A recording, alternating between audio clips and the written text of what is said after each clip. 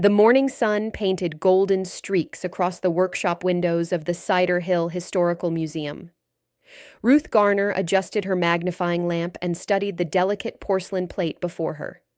A hairline crack ran through the colonial-era piece, barely visible to the untrained eye. She mixed her adhesive with practiced precision, her 66-year-old hands as steady as they had been decades ago. The workshop smelled of wood polish, old paper, and the faint chemical scent of conservation materials.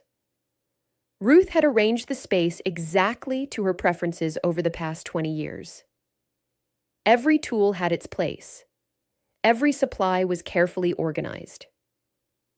The afternoon light came through the east-facing windows at just the right angle for detail work.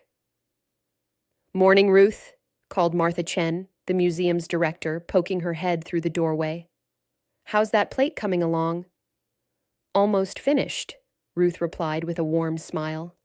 "Should be ready for display by Thursday." Martha stepped into the restoration room, carrying 2 steaming mugs of coffee. She was an energetic woman in her early 50s, with short black hair and reading glasses perpetually perched on her head. "You're a miracle worker, you know that? When the Hendersons donated their grandmother's china set, I thought half of it was beyond saving." Ruth accepted the coffee gratefully. "Everything can be saved with patience and the right approach.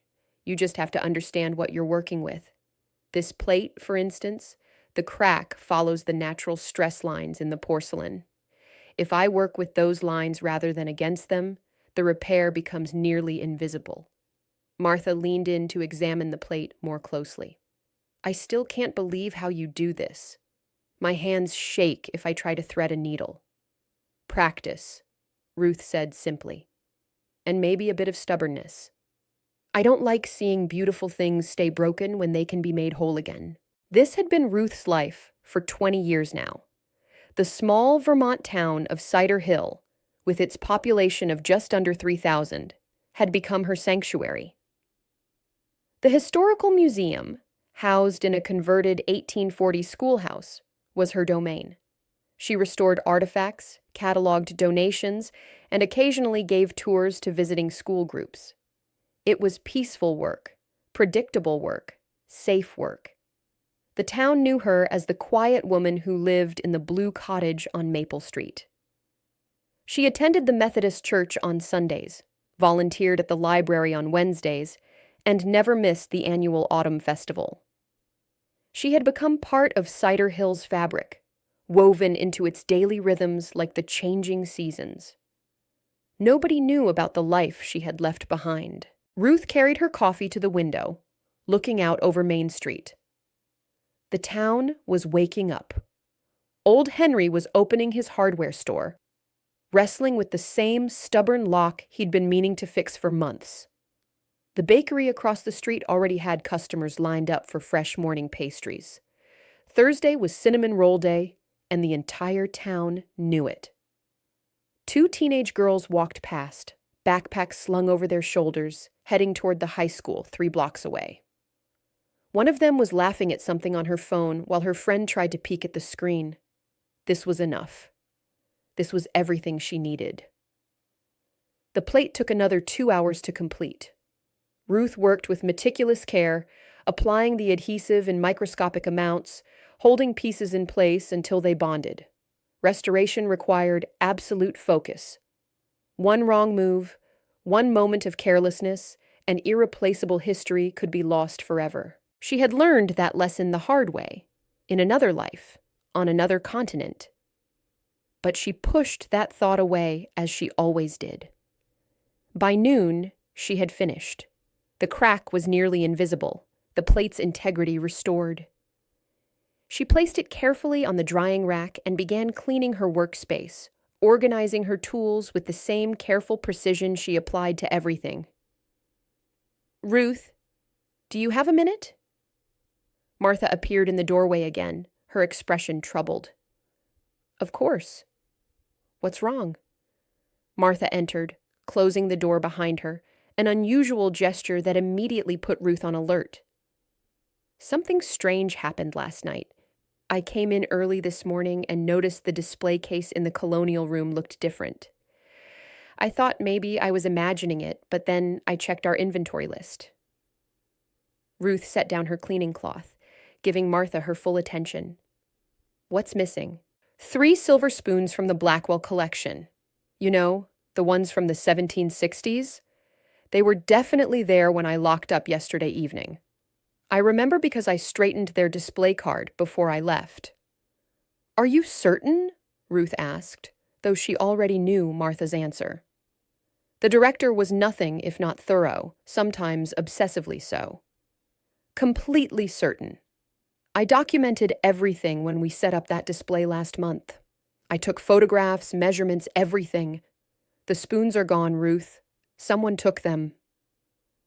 Ruth felt a small flutter of concern in her chest, a familiar sensation she hadn't experienced in years. Have you called Sheriff Morrison? Just got off the phone with him. He's sending Deputy Collins over this afternoon to take a report. Martha sank into the spare chair, looking defeated. Her usual energy seemed to have drained away. Who would steal from a small-town museum? Those spoons have historical value, but they're not worth much money. Maybe a few $100s each at most. Some people don't care about historical significance, Ruth said quietly. They only see monetary value. But even as she spoke, something nagged at the back of her mind. Silver spoons from a local historical collection seemed like an odd target for a theft. They weren't the most valuable items in the museum, not by far. The colonial room also housed more portable, more valuable pieces that would be easier to sell. There was a small gold pocket watch worth at least $2,000. There were several pieces of jewelry that would fetch good prices. There was even a rare first edition book that collectors would pay handsomely for. Why those specific spoons? The question bothered Ruth more than she wanted to admit. In her previous life, she had learned that thieves who were selective often had specific knowledge and specific goals. Random theft was one thing, grab whatever looks valuable and run. But targeted theft suggested planning, research, purpose. Deputy Frank Collins arrived at 2 o'clock. He was an earnest young man in his late 20s, relatively new to law enforcement. His uniform was crisp and his notebook was new. Cider Hill rarely dealt with anything more serious than parking violations or the occasional teenage vandalism. A museum theft was well outside his normal experience, and his nervousness showed. Ms. Chen, Ms. Garner. He nodded to them both, his hand moving to his utility belt in a gesture that suggested he was still getting used to wearing it. Let's start with the basics. When did you last see these spoons? Martha led him through the timeline with her characteristic precision. She had been in the colonial room at 5:30 the previous evening, making her final rounds before locking up. The spoons had been in their display case, positioned exactly as they should be. She had set the alarm system and gone home. She lived alone, had eaten dinner while watching a documentary, and had gone to bed around 10. Nothing unusual, nothing out of the ordinary. And this morning? Collins asked, taking careful notes in block letters. The alarm hadn't been triggered. Nothing looked disturbed at first. The front door was locked, the windows were secure. It was only when I was checking the displays, I do that every morning, that I noticed the spoons were gone. The display case door was closed, the lock looked fine, but the spoons were definitely missing. Collins examined the display case carefully, pulling on latex gloves before touching anything. No signs of forced entry. The lock looks fine. Do you have security cameras? Martha shook her head, looking embarrassed. We've been meaning to install them, but the budget is tight. We rely mainly on the alarm system, and that's only been in place for 3 years. Before that, we just had locks and trust. Who has keys to the museum? Just me and Ruth, and Mayor Williams has a master key for all town buildings, but he hasn't used it in years. I think it's hanging in his office collecting dust. The deputy made more notes, I'll need to file a complete report. Can you provide detailed descriptions and photographs of the missing items? Of course. Martha pulled out the collection file, a thick binder with documentation for every item in the museum. We document everything that comes into the museum. These spoons were donated by the Blackwell family in 1987. They're sterling silver, manufactured in England around 1765, with the maker's mark still visible. Each spoon is approximately 7 inches long. They have a simple floral pattern on the handles. She showed Collins the photographs and detailed inventory sheets. Ruth watched the proceedings quietly, her mind already working through possibilities and implications. Something about this didn't sit right, but she couldn't quite put her finger on what. After Collins left with copies of the documentation, Ruth excused herself and returned to her workshop. But her mind wasn't on restoration work anymore. She pulled out her laptop and opened the museum's digital database, searching for information on the Blackwell collection. The spoons had been part of a larger donation in 1987. The Blackwell family had been clearing out their ancestral home and had given the museum a variety of items: household goods, letters, photographs, business records. Everything had been cataloged and preserved. Ruth read through the provenance notes. The spoons had originally belonged to the Whitcomb family, one of Cider Hill's founding families. They had passed through marriage to the Blackwells in the 1820s, the Whitcomb family. Ruth made a mental note of the name, though she wasn't sure yet why it felt significant. That evening, Ruth walked home through the quiet streets of Cider Hill. The spring air carried the scent of blooming lilacs from the gardens she passed. Children played in front yards while their parents tended gardens or sat on porches, exchanging greetings with neighbors. Mr. Patterson was washing his car in his driveway. The Thompson twins were riding their bikes in careful circles on the sidewalk. Mrs. Liu was pruning her rose bushes with focused concentration. It was a scene of perfect, peaceful domesticity. This was why she had come here, why she had stayed. This gentle rhythm of small-town life, where the biggest excitement was usually the high school football game or the annual pie baking contest. But Ruth's thoughts were elsewhere, drifting to places she hadn't allowed herself to think about in 20 years. She had been 36 when she had left her old life behind. Dr. Ruth Garner, archaeological engineer, specialist in ancient civilizations and historical preservation. She had worked on sites across the Middle East, the Mediterranean, and Central Asia. Her expertise had been sought after by universities, museums, and governments. She had led excavations, published papers, given lectures to packed auditoriums. She had been building a reputation, a career, a name for herself in a competitive field. Then came the Al-Rashid site. Ruth pushed the memory away as she unlocked her front door. That part of her life was over. Done. She had made her choice 20 years ago, and she had never regretted it. Not until tonight, when something about those missing spoons had awakened instincts she had thought long dormant. She made herself a simple dinner, pasta with vegetables, a glass of wine, and tried to focus on a book, but the words blurred on the page. Her mind kept returning to the museum, to the missing spoons, to the nagging sense that this was more than a simple theft. Finally, she gave up on the book and opened her laptop. She spent the next 2 hours researching the Whitcomb family, making notes, following threads of information. By the time she went to bed, she had learned that the Whitcombs had been wealthy merchants in the late 18th century, that they had owned significant property in Cider Hill, and that the family line had died out in the 1950s. But she still didn't know why someone would steal their spoons. 3 days later, Martha burst into Ruth's workshop, her face pale and her hands shaking slightly. It happened again. Ruth looked up from the Civil War-era photograph she was treating with careful precision. The image showed a young soldier, his face serious and his uniform pressed. She had been working to stabilize the fading emulsion. What happened? More items are missing. I've been checking every display case in the building twice a day since the spoons disappeared. A pewter tankard from the Revolutionary War period is gone. So is a carved wooden box from the Victorian collection. And Ruth!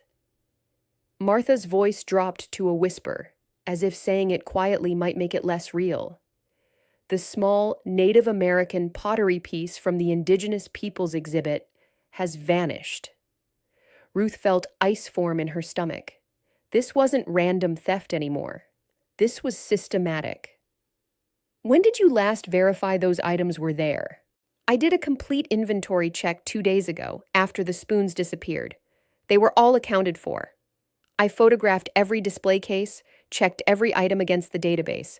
That means they were taken sometime between then and now. During business hours? It's the only possibility. The alarm system hasn't been triggered at night, and I've been checking it obsessively. I come in early, I stay late, I'm monitoring everything. Whoever is doing this is taking things while the museum is open to the public.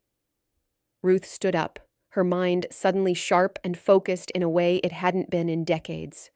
It was like a switch flipping dormant circuits coming back online. Show me exactly where each item was located. They spent the next 2 hours examining every missing item's location. Ruth studied the display cases, the sight lines, the traffic patterns through the museum. She took notes on her phone, sketching rough diagrams, measuring distances and angles. She photographed empty spaces and surrounding items. The pewter tankard had been in the Revolutionary War room, positioned in a case near the back corner, somewhat out of direct view from the doorway. The Victorian box had been in the second-floor gallery, tucked among other period pieces in a case that wasn't immediately visible when you entered the room. The pottery had been in the Indigenous Peoples exhibit in the basement level, in a dimly lit corner case. They're being selective, Ruth murmured, more to herself than to Martha. What do you mean? Look at what they're taking and what they're leaving. There are more valuable items in each room. The Revolutionary War room has that authenticated musket, which would fetch thousands on the black market. There's also the officer's sword and the collection of military buttons. The Victorian Gallery has jewelry worth far more than a wooden box. That mourning brooch alone is worth $1,500. But they're not taking those things.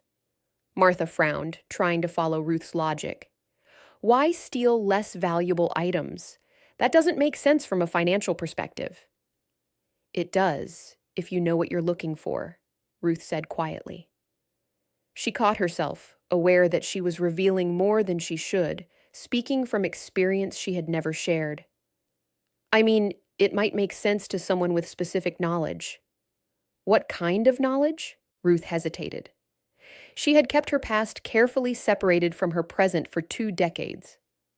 But this situation was pulling her back into old patterns of thinking, old ways of analyzing problems. Knowledge about historical significance beyond monetary value. Knowledge about provenance and connections between artifacts. Someone who studies history deeply enough might have reasons to take specific items that have nothing to do with their market value. She pulled out her phone and opened her notes app. Martha, I need you to pull the provenance records for all 4 missing items. Everything you have. Donor information, acquisition dates, previous ownership history. Can you do that? Of course. Give me about an hour. While Martha worked in the office, Ruth continued her examination of the museum. She walked through each room slowly, methodically, seeing the space with new eyes. Not as a restorator evaluating artifacts, but as an investigator analyzing a crime scene. The museum received about 30 to 40 visitors a week during spring. Most were locals showing relatives around town, retired couples doing the regional museum circuit, occasional school groups. The guest book in the entrance hall showed a fairly consistent pattern. Nothing obviously suspicious jumped out. but someone had been here during open hours, moving through the galleries, selecting specific items, and somehow removing them without being noticed. That required confidence, planning, and knowledge of the museum's layout and routines. Ruth returned to her workshop and sat down at her desk. She pulled up a blank document on her laptop and began organizing her thoughts, typing rapidly. Known facts. 4 items stolen over approximately 1 week. All thefts during business hours. No alarm triggers. No obvious signs of forced entry. Items taken are not the most valuable in their respective rooms. Thief is selective and knowledgeable. She paused, fingers hovering over the keyboard. Then she added, hypothesis. Thief is searching for specific items connected by provenance or historical relationship rather than monetary value. Martha returned with a stack of folders. Here's everything we have on the missing items. They spread the documents across Ruth's work table. Ruth began reading through them carefully, making notes, looking for connections. The 3 silver spoons, donated by the Blackwell family in 1987, original owners were the Whitcomb family, dated approximately 1765. The pewter tankard, also a Blackwell donation from 1987, provenance traced to the Whitcomb family, circa 1780. Ruth felt her pulse quicken. She picked up the file for the wooden box. The Victorian box, donated by the Harrison family in 1993. But according to the provenance notes, it had been purchased from an estate sale of Whitcomb family descendants in 1890. 3 items, 3 different donors, but all connected to the Whitcomb family. The pottery was trickier.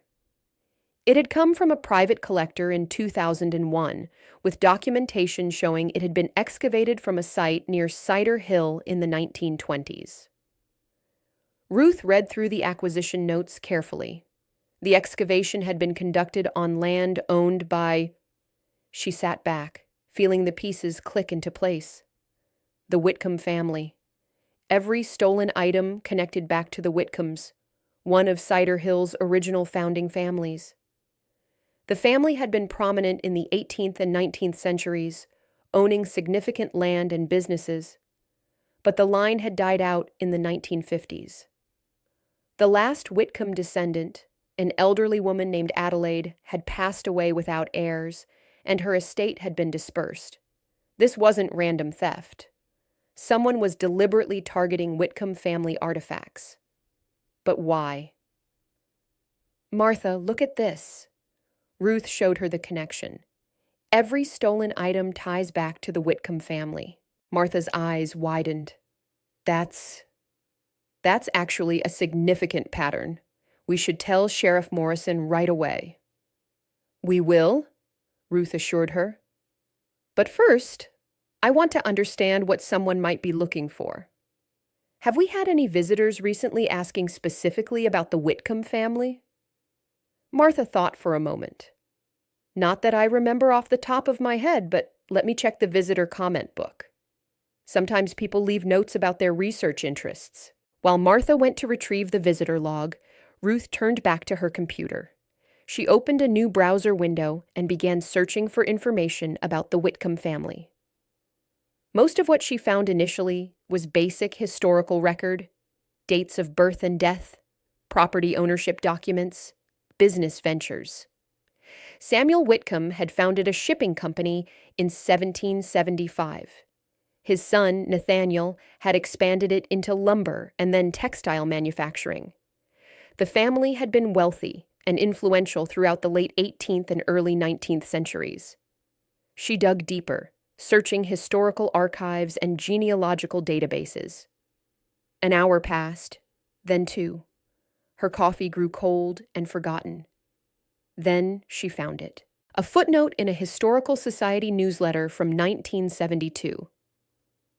A researcher named Dr. Philip Cartwright had written a brief article about rumors of a Whitcomb family treasury. According to local legend that had persisted for generations, Samuel Whitcomb had hidden a significant portion of his wealth during the Revolutionary War, fearing British seizure. The treasury supposedly contained gold coins, valuable documents, and precious stones. Cartwright had investigated the legend, interviewing elderly residents and examining family records, but had found no concrete evidence that the treasury ever existed. He had concluded it was likely apocryphal, a romantic story that had grown in the telling. But Ruth knew that treasure hunters didn't always care about evidence. The possibility was enough. She leaned back, her mind racing through scenarios and possibilities. Someone believed the treasury was real, and they thought clues to its location might be hidden in Whitcomb family artifacts. It was exactly the kind of treasure hunt that attracted a certain type of criminal. Ruth had encountered them before, in her previous life. Antiquity thieves who studied family histories and estate records, looking for valuable caches hidden by wealthy ancestors.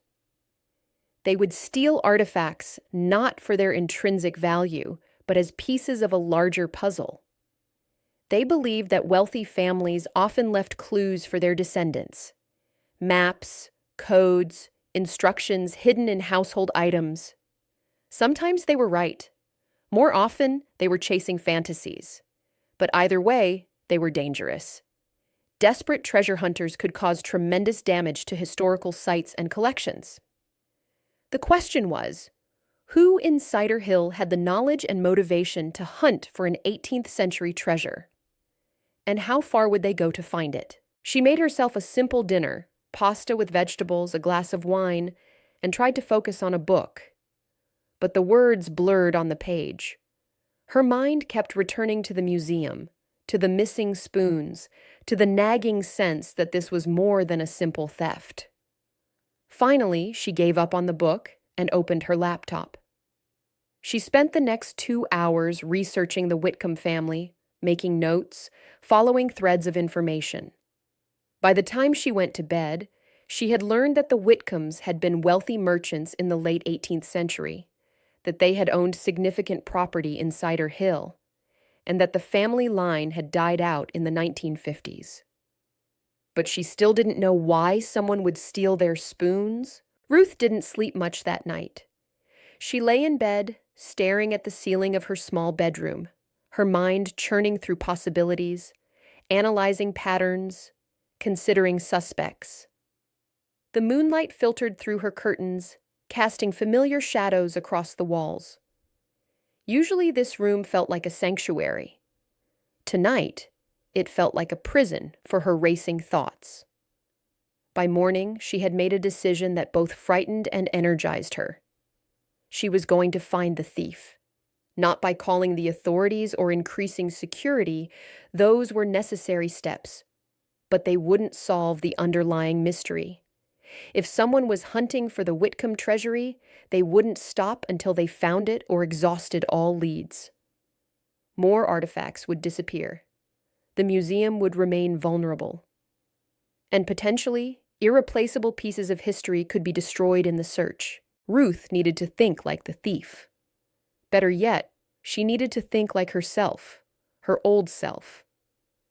Dr. Ruth Garner, who had tracked looters across 3 continents, who had recovered stolen artifacts from black market networks, who had worked with Interpol and UNESCO to protect cultural heritage, who had understood the criminal mind precisely because she understood the allure of historical mysteries. She arrived at the museum early, before Martha. The building was quiet, filled with the peculiar silence of places that house history. Dust motes danced in the early morning sunlight streaming through the windows. Ruth walked through the galleries, but this time she looked at them with different eyes. She was no longer Ruth, the restorator. She was Ruth, the investigator. The thief had to be someone with access during public hours. Someone who could move through the museum without attracting attention. Someone with enough historical knowledge to identify Whitcomb artifacts across different collections, spanning different time periods. That required significant research and expertise. Ruth started making a list on her phone. She needed to review visitor logs going back at least a month, maybe longer. She needed to examine donation records to see if anyone had inquired about Whitcomb family items. She needed to look for anyone who had shown unusual interest in the Whitcomb family or colonial history. She needed to examine each stolen artifact more carefully, looking for hidden markings, annotations, or clues that might explain their specific value to a treasure hunter. But first, she needed to understand more about this supposed treasury. The 1972 article by Dr. Cartwright had been brief, just a footnote, really. There might be more information available, more details about the legend, more clues about what someone might be searching for. "You're here early," Martha said, arriving at 8:30 with a box of muffins from the bakery. The smell of fresh baking filled the hallway. "Couldn't sleep either." "I've been thinking about the thefts," Ruth admitted. "Martha, do we have any books or records specifically about the Whitcomb family? Anything beyond the basic historical overviews?" "The Whitcombs? Why specifically them?" Martha set down the muffins and pulled off her jacket, hanging it on the coat rack by the door. "All the stolen items have a connection to them. I checked the provenance records last night." Martha's eyes widened with realization. "Really? All of them? That's actually helpful information. That's a real pattern. We should tell Sheriff Morrison." "We will," Ruth assured her, accepting a muffin absently. "But first, I want to understand what someone might be looking for. If I can figure out their goal, I might be able to predict their next move." "You sound like a detective," Martha observed, studying Ruth with new curiosity.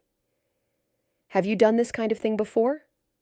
Ruth hesitated, carefully choosing her words. "I've worked on provenance research and artifact recovery. It was part of my job before I came here. You learn to think like the people who steal cultural property." It wasn't quite a lie. It just wasn't the whole truth. Martha accepted this explanation and went to retrieve the visitor log from the front desk. Ruth headed to the museum's small research library on the second floor. The research library was Ruth's favorite room in the building. It was tucked away in what had once been a classroom when this building was a school. The original chalkboards were still visible under protective glass. The room was lined with bookshelves containing local history texts, genealogical records, archived newspapers on microfilm, and various historical society publications. A single reading table sat beneath a window that looked out over the town's main street. She found 3 books that mentioned the Whitcomb family prominently and settled into the worn leather reading chair to work through them systematically. The first book was a general history of Cider Hill, published in 1935 by the Cider Hill Historical Society. It devoted an entire chapter to the founding families, including the Whitcombs. Ruth read carefully, taking notes on her phone. Samuel Whitcomb had arrived in the area in 1770 with his wife Prudence and young son Nathaniel. He had come from Boston, bringing capital and business connections. He established a shipping business using nearby Lake Champlain for transport, moving goods between the American colonies and Canada. During the Revolutionary War, he had served as a supply coordinator for the Continental Army, using his shipping connections to move goods and materials. This work had been both patriotic and profitable. The second book was a genealogical record from 1968. It traced the Whitcomb family tree through multiple generations, noting marriages, births, and deaths in meticulous detail. Ruth noticed that several family members had died young or suddenly. Nathaniel had died at 22. 2 of Samuel's grandchildren had died in childhood. There were also references to family disputes over inheritance, particularly after Samuel's death in 1802. The family had split into 2 main branches, and there had been legal battles over property distribution. The third book was the most interesting. Published in 1975 by the Vermont Historical Society, it focused specifically on colonial-era commerce in the Champlain Valley. There was an entire section devoted to Samuel Whitcomb's business operations, complete with excerpts from his business ledgers. Ruth read carefully, taking detailed notes. Samuel had been prosperous, but not extraordinarily wealthy by the standards of successful merchants. His shipping business had thrived during the war years, when supply lines were crucial and prices were high. But records showed declining profits afterward, as competition increased and trade patterns shifted. He had invested in land and timber operations, diversifying his holdings in a sensible way. He had been, by all accounts, a shrewd businessman who lived comfortably, but not extravagantly. Then, in a footnote on page 87, Ruth found something intriguing. A reference to a letter written by Samuel's granddaughter in 1845, currently held in the Rauner Special Collections Library at Dartmouth College. In the letter, the granddaughter mentioned that her grandfather Samuel had always insisted the family's true security was hidden away, known only to him and God. True security. That phrase could mean many things, but in the context of a wealthy merchant during wartime, it strongly suggested hidden assets. Ruth photographed the page with her phone. She needed to see that letter. Tomorrow she would make the drive to Dartmouth. Martha knocked on the library door, making Ruth jump slightly. "Ruth, I found something in the visitor log." Ruth followed her back downstairs to the main office. Martha had the visitor log open on her desk, pointing to an entry from 3 weeks ago, just a few days before the first theft. David Brennan. He signed in on April 3rd and noted that he was researching colonial trade routes for a book he's writing. He spent about 2 hours here, mostly in the colonial room and the research library. Do we know anything else about him? Ruth leaned over to study the handwriting. It was confident, educated, slightly slanted to the right. "I remember him," Martha said slowly, closing her eyes as she recalled the encounter. Mid-40s, well-dressed in that academic casual way. Nice jeans and a button-down shirt. Very polite. He asked intelligent questions about our collection. Seemed genuinely interested in historical accuracy for his book. He mentioned he was writing about commerce and trade networks in Revolutionary War-era New England. Did he mention the Whitcomb family specifically? I don't think so, not by name. But he was looking at artifacts from that period. He took photographs, which is allowed for educational purposes. We have a policy that researchers can photograph non-sensitive items. He even bought a museum membership before he left, said he might need to come back for additional research. Ruth felt her investigative instincts sharpen, that familiar tightness in her chest that meant she was onto something. Do we have contact information for him? Martha checked the membership records, flipping through a card file box. There's an email address and a phone number. David Brennan, email is dbrennan-research@gmail.com. Phone number has a 617 area code. That's Boston. Can you make me copies of everything related to his visit? The sign-in sheet, the membership application, anything with his information? Sure, but... Ruth, shouldn't we call Sheriff Morrison about this? Not yet, Ruth said, thinking rapidly. Let's find out more about Mr. Brennan first. If he's a legitimate author doing research, we don't want to wrongly accuse him. That could open the museum to liability and damage our reputation. But if he's our thief, we need to understand his plan before we alert him that we're on to him. The moment we involve police officially, he'll know we're investigating, and he might disappear. Ruth, are you sure about this? Maybe we should let the police handle it. This seems like it could be dangerous. Ruth met her friend's worried gaze, seeing genuine concern there. Martha had been kind to her for 20 years, accepting her without questions, respecting her privacy. She deserved honesty, or at least as much honesty as Ruth could provide. I am sure, trust me, Martha, I know what I'm doing. I have more experience with this kind of situation than you might think. What kind of experience exactly? Ruth paused, considering how much to reveal. Before I came to Cider Hill, I worked in cultural heritage protection. I dealt with artifact theft, looting of archaeological sites, black market antiquities trade. I know how these criminals think, how they operate. Let me do some preliminary investigation, and then we'll involve the authorities with solid information they can act on. Martha studied her for a long moment, then nodded slowly. Okay, but please be careful. I don't want anything to happen to you. That afternoon, Ruth did something she hadn't done in 20 years. She called an old colleague, someone she had worked with during her time in the field.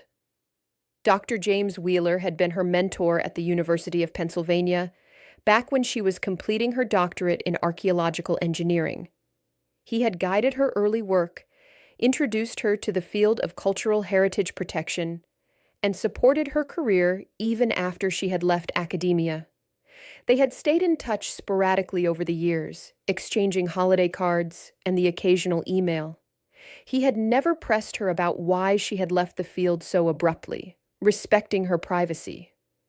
She dialed his office number, hoping he was still at the same university, still teaching and researching. The phone rang 4 times before someone answered. James Wheeler speaking. The familiar voice brought back a flood of memories. Sitting in his cluttered office discussing archaeological methodology, working late nights in the lab analyzing artifact composition, celebrating successful excavations with the research team. James, it's Ruth Garner. There was a pause, then genuine pleasure in his voice. Ruth, good Lord, it must be 5 years since we last spoke. How are you? Still restoring artifacts in Vermont? I am, and I need your help with something unusual. Do you have a few minutes? For you? Always. What's going on? She explained the situation, keeping to the facts. The museum thefts, the Whitcomb connection, the treasury legend, and David Brennan's visit. James listened without interrupting, which had always been one of his strengths. He knew when to let someone work through their thoughts aloud. Interesting, he said when she finished. Very interesting. You think this Brennan character is hunting for a hidden cache? It fits the pattern. Someone with historical knowledge, targeting specific family artifacts across different collections, likely looking for clues or documents. I've seen this before, James. You remember the Al-Rashid site? I do. His voice became more serious. That's why you left the field. Yes. Ruth didn't elaborate. They both knew what had happened. And you want to know if I've heard of him? David Brennan, supposed author? That, and whether there's any legitimate scholarship about the Whitcomb treasury. I found a reference to a 1972 article by a Dr. Philip Cartwright, but it was just a footnote in a historical society newsletter. I'm wondering if there's more to the story. Cartwright, James mused, and Ruth could hear him tapping on his keyboard. I know that name. He was at Columbia, I think. Let me check. Yes, here he is. Philip Cartwright, 1934 to 2009. He was a professor of colonial American history with a particular interest in hidden Revolutionary War treasures. Bit of an obsessive, if I recall. Published several books about treasure legends and lost caches. Some of his colleagues thought he was a bit fringe, but he was a legitimate scholar. Do you know anything about his research on the Whitcomb family specifically? Not off the top of my head, but I can make some calls. I still have contacts at Columbia. As for David Brennan, give me 24 hours. I'll reach out to my network, see if anyone knows him or has heard of his research. Thank you, James. I really appreciate this. Ruth? His voice grew more serious, taking on the mentor tone she remembered so well. Be careful. If someone is desperate enough to steal from a small-town museum, they might be desperate in other ways too. This isn't like your old work, where you had teams and resources and institutional backing. You're on your own in a small town. I know, but I can't let them destroy this museum's collection. These artifacts belong to this community. They're part of Cider Hill's heritage. Someone needs to protect them. That's the Ruth I remember, James said warmly. The fierce protector of cultural heritage. Just watch your back, okay? These people can be more dangerous than you might expect. After hanging up, Ruth sat for a moment, staring at her phone. She had just taken a significant step back toward her old life, reconnecting with that world she had fled. It felt both frightening and strangely exhilarating. She spent the rest of the day in her workshop, ostensibly working on restoration projects, but her mind was elsewhere. She was planning her next moves, considering variables, assessing risks. She hadn't felt this kind of mental engagement in 2 decades, and part of her had missed it. The intellectual challenge, the puzzle solving, the sense of working towards something important. By 5 o'clock, she had made her decisions. Tomorrow, she would drive to Dartmouth to examine that 1845 letter. She would continue researching David Brennan's background, and she would start setting a trap. If Brennan was hunting for clues in Whitcomb artifacts, he would need to return to the museum eventually. When he did, Ruth would be ready. But first, she needed to understand exactly what Samuel Whitcomb had hidden and where the clues might lead. She needed to solve the puzzle before the thief did. That night, Ruth sat at her kitchen table with a cup of herbal tea and her notes spread before her. Outside, Cider Hill settled into its evening routines. She could hear Mrs. Chen calling her children in for dinner. Mr. Patterson's dog was barking at something, probably a squirrel. The street lights flickered on, casting warm pools of light along Maple Street. Ruth looked at her notes, at the name Samuel Whitcomb written at the top of the page. Below it, she had written everything she knew about the missing artifacts, the treasury legend, and the pattern of thefts. Somewhere in this information was the key to understanding what the thief was searching for. She just needed to find it. And she would, because that's what Dr. Ruth Garner did. She solved mysteries, protected heritage, and caught thieves. She had just forgotten for a little while that this was who she was. Chapter 4. The Scholar's Trail. The drive to Dartmouth College took Ruth 3 hours through winding Vermont roads that gradually gave way to New Hampshire landscape. She left Cider Hill at 6 the next morning, watching the town disappear in her rearview mirror as pink dawn light painted the eastern sky. The spring landscape rolled past. Green hills dotted with farms, small towns that looked much like her own, the occasional covered bridge spanning crystalline streams. She hadn't driven this far in months, maybe even a year. Her life in Cider Hill was contained, comfortable, small in the best possible way. Everything she needed was within a few blocks: the museum, her cottage, the church, the library, the small grocery store where everyone knew her name. But as she drove with the windows cracked and cool morning air flowing through the car, Ruth felt something awakening inside her. The analytical mind that had once solved archaeological mysteries across continents was stretching, remembering how to work, remembering the thrill of pursuit. The Rauner Special Collections Library at Dartmouth was housed in a modern building that contrasted sharply with the college's historic architecture. Ruth had called ahead the previous afternoon, explaining her interest in the Whitcomb family papers to the reference librarian. The archivist, a cheerful woman named Susan Park, who sounded young and enthusiastic, had located the specific letter Ruth wanted to examine and had prepared it for viewing. Dr. Garner? Susan met her at the reference desk, extending her hand. She was indeed young, probably early 30s, with short auburn hair and bright, intelligent eyes behind stylish glasses. "I'm so glad you could come in person," The Whitcomb papers are fascinating, though we don't get many requests for them. Are you writing a book about the family? I'm conducting research for a museum project, Ruth replied, which was technically true. I'm particularly interested in family traditions and how historical wealth was preserved and transmitted across generations. Susan led her to a reading room designed specifically for handling fragile historical documents. The temperature was carefully controlled, the lighting was indirect and soft, and a large padded table provided workspace. It's quite fragile, Susan explained as she carefully placed an archival folder on the table. The letter was donated to Dartmouth in 1920 as part of a larger collection of family papers. We don't get many researchers specifically interested in the Whitcomb family, so I was intrigued by your call.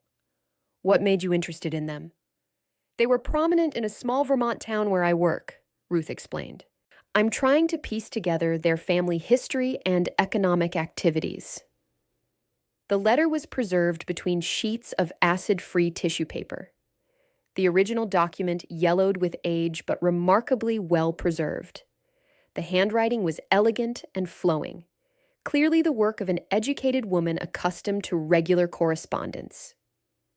Ruth pulled on the cotton gloves Susan provided and carefully began to read.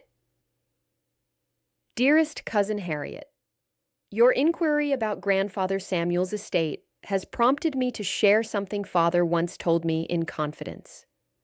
When I was but a girl of perhaps 10 or 11 years, Father spoke of how Grandfather had always maintained that our family's prosperity rested upon foundations both seen and unseen. He said Grandfather insisted the family's true security was hidden away, known only to him and God, and that it would be found when most needed by those wise enough to see.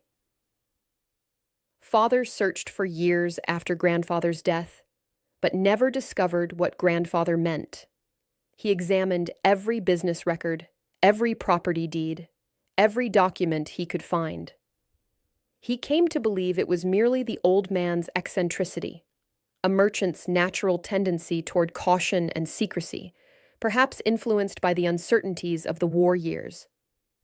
Yet I remember Grandfather's personal items, his compass that he carried always, his leather-bound ledger where he recorded not just accounts, but also personal observations, his old silver spoons that Mother kept in the display cabinet, and how he touched them with such reverence, as if they were more precious than their material worth suggested. Father said Grandfather once told him, "The spoons remember where security lies." Father thought this was the confusion of age, but I wonder now if there was more meaning than we understood. Perhaps the old stories of hidden family wealth are not merely stories after all. Ruth read the passage 3 times, her heart racing. This was more than just a vague family legend. Catherine Whitcomb Hayes had been reporting actual family history, conversations her father had related to her about Samuel Whitcomb's own words. The spoons remember where security lies, the 3 stolen spoons. They weren't just family heirlooms. They were literal keys to a puzzle that Samuel had intentionally created. She photographed the letter from multiple angles, making sure she captured every word clearly. Then she requested to see the rest of the Whitcomb papers. Susan brought out several archival boxes containing the collection, explaining that it included business ledgers, personal correspondence, property deeds, and various family documents spanning from 1770 to about 1850. Ruth spent the next 4 hours examining everything with methodical care, the kind of thorough documentation she had learned during her doctoral work. She found Samuel Whitcomb's handwriting in the business ledgers, precise, methodical, occasionally annotated with cryptic marginal notes that might or might not be significant. She found letters discussing business dealings with merchants in Boston, Montreal, and New York. She found correspondence about family matters, including poignant letters about the deaths of young children. She found an inventory of his personal effects compiled after his death in 1802. The inventory was particularly interesting.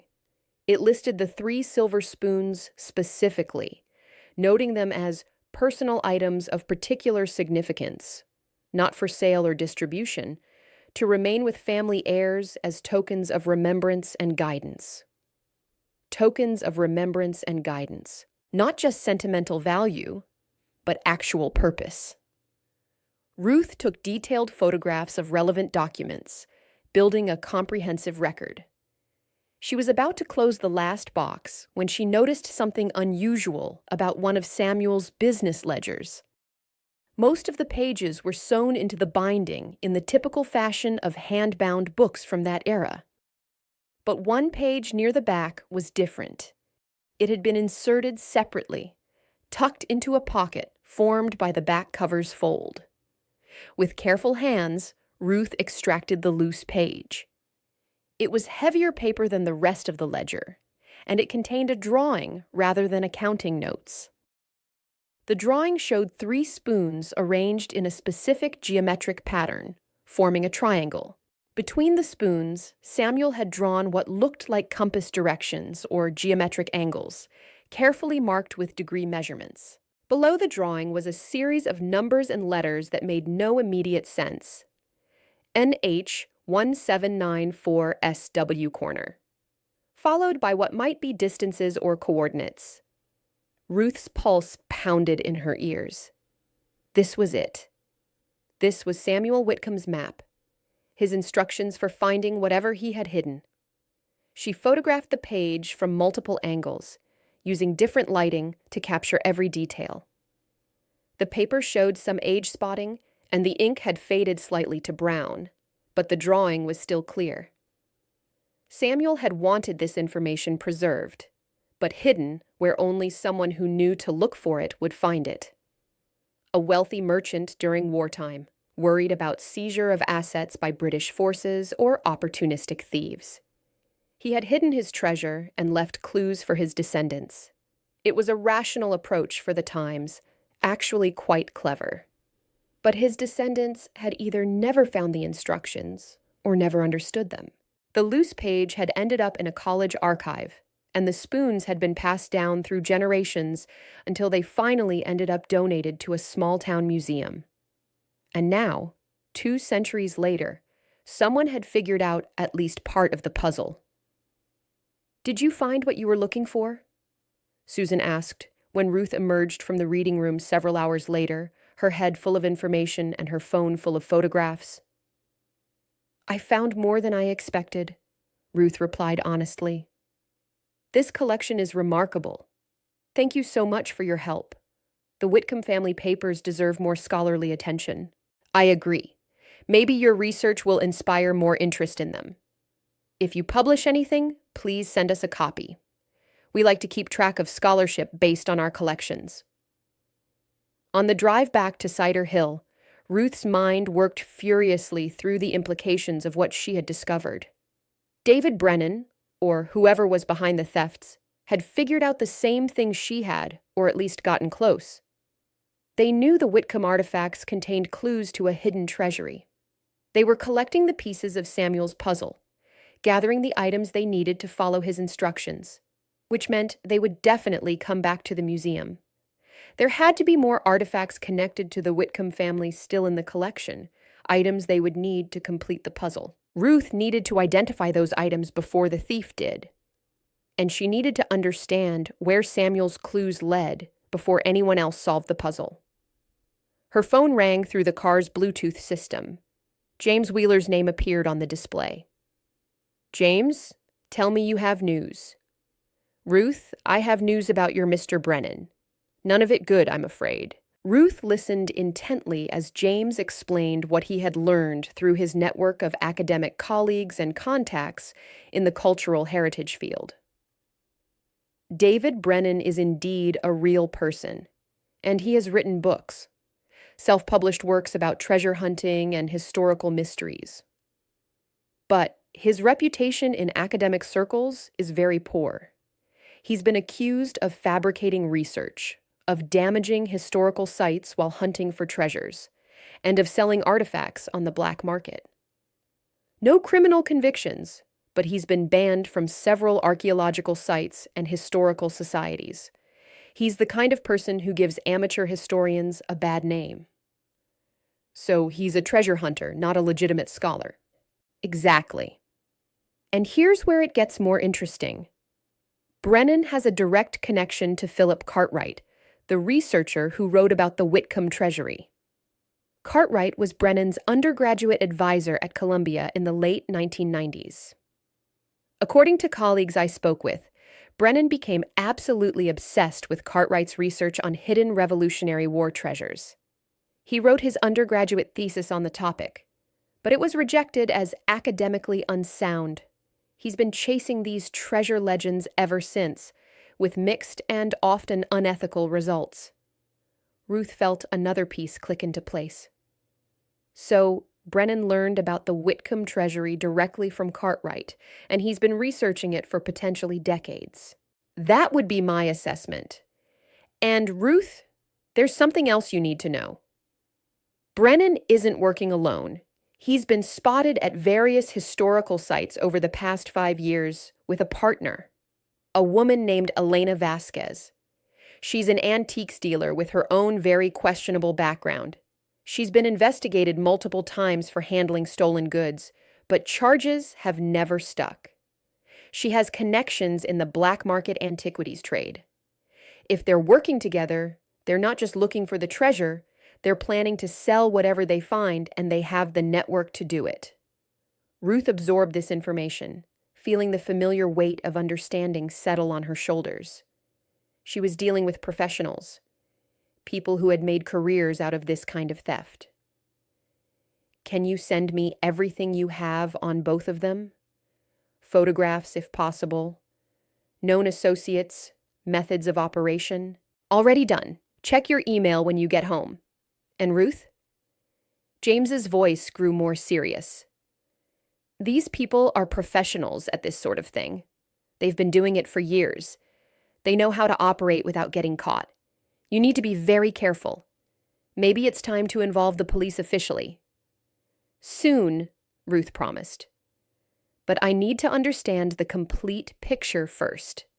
I need to know what they're looking for and where it leads. Otherwise, they'll just disappear and try again somewhere else, or someone else will pick up where they left off. I want to solve this completely. That's what I was afraid you'd say. Just don't take unnecessary risks, okay? Some treasures aren't worth dying for. After hanging up, Ruth drove the rest of the way home in silence, thinking through everything she had learned. By the time she pulled into her driveway in Cider Hill, evening shadows were lengthening across Maple Street. Mrs. Chen waved from her garden. Mr. Patterson's dog barked a greeting. Everything looked normal, peaceful, safe. But Ruth knew that somewhere, David Brennan and Elena Vasquez were planning their next move, and she needed to be ready for them. That night, Ruth spread everything out on her dining room table. The photographs from Dartmouth, the information James had sent about Brennan and Vasquez, the museum's inventory records, and her own notes. She worked like she used to work in her previous life, methodically analyzing every piece of data, looking for patterns and connections. Samuel Whitcomb's drawing showed 3 spoons arranged in a specific triangular pattern with precise angles between them. The measurements he had noted were compass bearings, she realized, navigational directions. The numbers below might be distances or coordinates, using whatever measurement system was common in the 1790s. If someone had the physical spoons, they could physically recreate Samuel's pattern, use the angles as compass bearings from a specific starting point, and follow the directions to what? A location? A landmark? Ruth pulled up modern maps of Cider Hill on her laptop. The town had been founded in 1770, the same year Samuel Whitcomb arrived. His original property had encompassed what was now the town center, and several blocks beyond, significant land holdings. She studied the drawing more carefully. The spoons formed a triangle, with specific angles marked between them. She measured the angles with a protractor on her phone, approximately 40 degrees, 65 degrees, and 75 degrees. She overlaid a map of historical Cider Hill with the pattern from Samuel's drawing, using the documented location of his original home as a potential starting point. The angles, when projected as compass bearings from that central point, pointed to 3 specific locations in the modern town. One bearing pointed to the site of Samuel's original home, now occupied by the Cider Hill Town Hall. Another bearing pointed to the location of his first warehouse, now the site of Cider Hill Elementary School. And the third bearing pointed to the old Whitcomb family cemetery, still maintained on the eastern edge of town, about a mile from the town center. Ruth sat back, her pulse quickening with the thrill of discovery. The cemetery made perfect sense. Families often hid valuables in family crypts or burial plots, places that would remain undisturbed for generations, protected by both law and sentiment. It was actually a common practice among wealthy merchants of that era. But which grave? The cemetery held 4 generations of Whitcombs, according to the genealogical records she had read.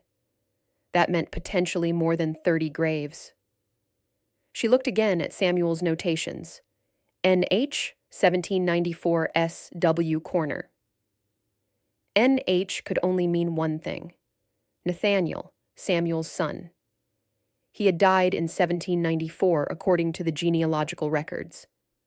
And S.W. Corner would indicate the southwest corner of something, probably his burial plot. Ruth grabbed her jacket. She needed to visit that cemetery, needed to see the layout, needed to understand if her theory was correct. But it was late, nearly midnight. The cemetery would be dark, and showing up there alone at night would look suspicious if anyone saw her. Better to wait until morning, go during daylight when her presence would seem natural. She forced herself to be patient, to wait. But sleep was impossible. Her mind was too active, too engaged with the puzzle Samuel Whitcomb had left behind 2 centuries ago. Tomorrow, she would visit the cemetery. And if her theory was correct, she would find Samuel Whitcomb's hidden treasury before David Brennan did. The Whitcomb family cemetery sat on a small hill overlooking Cider Hill, surrounded by a wrought iron fence that had been installed in 1850. The fence posts were topped with decorative finials, now weathered and patinated with age. Ruth had driven past this cemetery countless times over the past 20 years, but had never actually entered. It was maintained by the town's historical society, kept neat and respectful, but rarely visited except during annual Memorial Day cleanings when volunteers would place flags and fresh flowers. Ruth arrived just after dawn, when the morning light painted everything in soft gold, and the dew still sparkled on the grass. The cemetery was peaceful, dignified, the headstones standing in orderly rows like elderly sentinels keeping watch over the town below. A large maple tree provided shade over one corner, its branches spreading protectively over several older graves. Birds sang in the branches, their morning chorus the only sound besides the whisper of wind through new spring leaves. The iron gate creaked as Ruth pushed it open. A small historical marker near the entrance identified this as the Whitcomb family cemetery, established 1775, maintained by the Cider Hill Historical Society. The marker briefly outlined the family's importance to the town's founding and development. She found the Whitcomb section easily. It occupied the center and highest point of the cemetery. A larger monument marked the family plot, an impressive granite obelisk about 6 feet tall with Whitcomb carved in bold letters. Individual graves were arranged around it in rough chronological order, each with its own headstone of varying size and style depending on when it had been placed. Ruth walked among them slowly, reading names and dates, connecting them to the genealogical information she had studied. Samuel Whitcomb died 1802, age 68. His wife, Prudence, died 1798, age 62.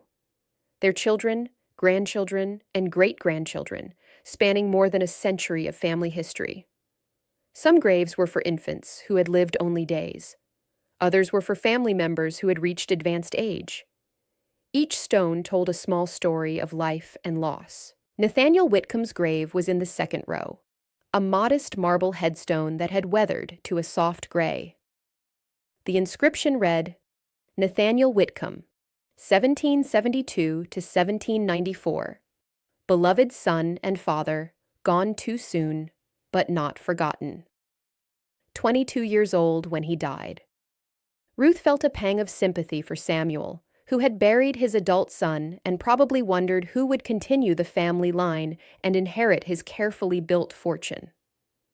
She examined the grave carefully, walking around it to see it from all angles. There was nothing obviously unusual about it at first glance. The headstone was centered on a rectangular plot that appeared to be about 6 feet by 3 feet, standard dimensions for a burial plot of that era.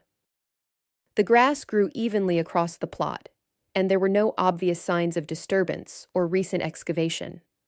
But Samuel's drawing had mentioned the SW corner, the southwest corner of Nathaniel's grave specifically. Ruth knelt at the southwest corner of the burial plot, where grass met the stone edging that had been placed to define the plot's boundaries. She ran her fingers along the edge, feeling the cool stone, noticing how the mortar between stones had crumbled in places with age. At first, everything looked normal, but Ruth's trained eye, honed by years of archaeological fieldwork, noticed something subtle. The grass in this small corner area, maybe 2 feet square, grew slightly differently. It was a bit thinner, a slightly different shade of green, as if the soil composition beneath was somehow different from the surrounding earth. It was exactly the kind of detail most people would never notice. But Ruth had spent years studying disturbed earth, identifying where humans had dug and filled, where natural soil had been replaced or mixed with other materials. She pulled out her phone and took photographs from multiple angles, documenting the gravesite thoroughly. Then she retrieved a small gardening trowel from her bag. She had brought it instinctively, her archaeological training manifesting in practical preparation even after 20 years away from fieldwork. She glanced around to make sure she was alone. The cemetery remained quiet and empty. The town below was just beginning to wake up. She could see lights coming on in distant windows, see the first cars beginning to move along Main Street. Ruth positioned herself at the southwest corner and carefully probed the soil with the trowel.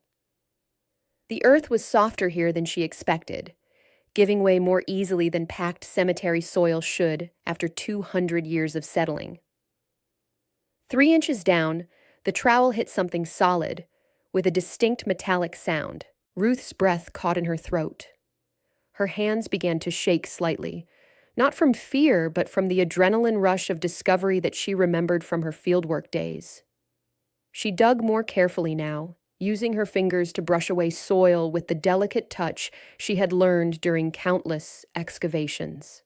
Archaeologists didn't use shovels for actual recovery work. They used brushes, dental picks, and bare hands to ensure they didn't damage whatever they were uncovering. A metal object emerged gradually from the earth. It was roughly rectangular, about the size of a small shoebox, made of what looked like copper or bronze that had oxidized to a deep green patina. The metal was thick and sturdy. This box had been built to last.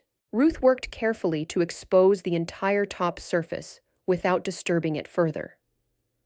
On the lid, barely visible beneath the corrosion and adhered soil, was an engraved marking. A compass rose with the cardinal directions clearly marked, and in the center, the letters SW in an ornate script. Southwest. Samuel Whitcomb had marked this box to confirm its location, to verify that whoever found it had followed his clues correctly. Ruth sat back on her heels, holding her breath, staring at the box. After 225 years, Samuel Whitcomb's hidden treasury had been found. She carefully excavated around the edges of the box until she could lift it free from the soil. It was heavy, perhaps 15 or 20 pounds. Something substantial was inside, something that had weight and density. She could hear faint shifting sounds when she tilted it slightly. Ruth brushed soil from the surface and examined it more closely. The box was sealed with what looked like lead solder around the edges, a waterproofing technique common in Samuel's era for protecting valuable documents or items from moisture damage. The seal appeared intact, unbroken. No one had opened this box since Samuel had buried it here, probably shortly before or after Nathaniel's funeral in 1794. He had used his son's grave as the hiding place, knowing it would remain undisturbed by both law and custom. Ruth should open it. She should see what Samuel had hidden here for more than 2 centuries. Her hands itched to break the seal, to solve the final mystery. But something stopped her. This wasn't hers to open. Not alone, not without witnesses, not without proper documentation. This was Cider Hill's history, the museum's rightful property once it was properly acquired through legal channels. More importantly, this was evidence. If David Brennan and Elena Vasquez were hunting for this treasure, and they certainly were, opening it now might compromise the legal case against them. Ruth needed to be smart about this. She needed to think not just as an archaeologist discovering a treasure, but as an investigator building a case against criminals. She photographed the box thoroughly from every angle, documenting its position, its condition, and the location where it had been buried. She took reference photos showing the grave marker, the cemetery layout, everything that would be needed for official documentation. Then she carefully wrapped the box in the clean towels she had brought, another product of her archaeological training. Always bring clean wrapping materials for unexpected finds. She placed it gently in her car, securing it so it wouldn't shift or be damaged during transport. She would take it to a safe location. She would document everything properly, and then she would use it as bait to catch the people who had been stealing from her museum. But first, she needed to talk to someone she trusted, someone with the authority to help her use this discovery effectively. Sheriff Morrison arrived at Ruth's house within 30 minutes of her call. She had asked him to come alone, to keep this confidential, which had clearly made him both curious and concerned. "Ms. Garner, what's this about?" he asked as soon as she opened the door.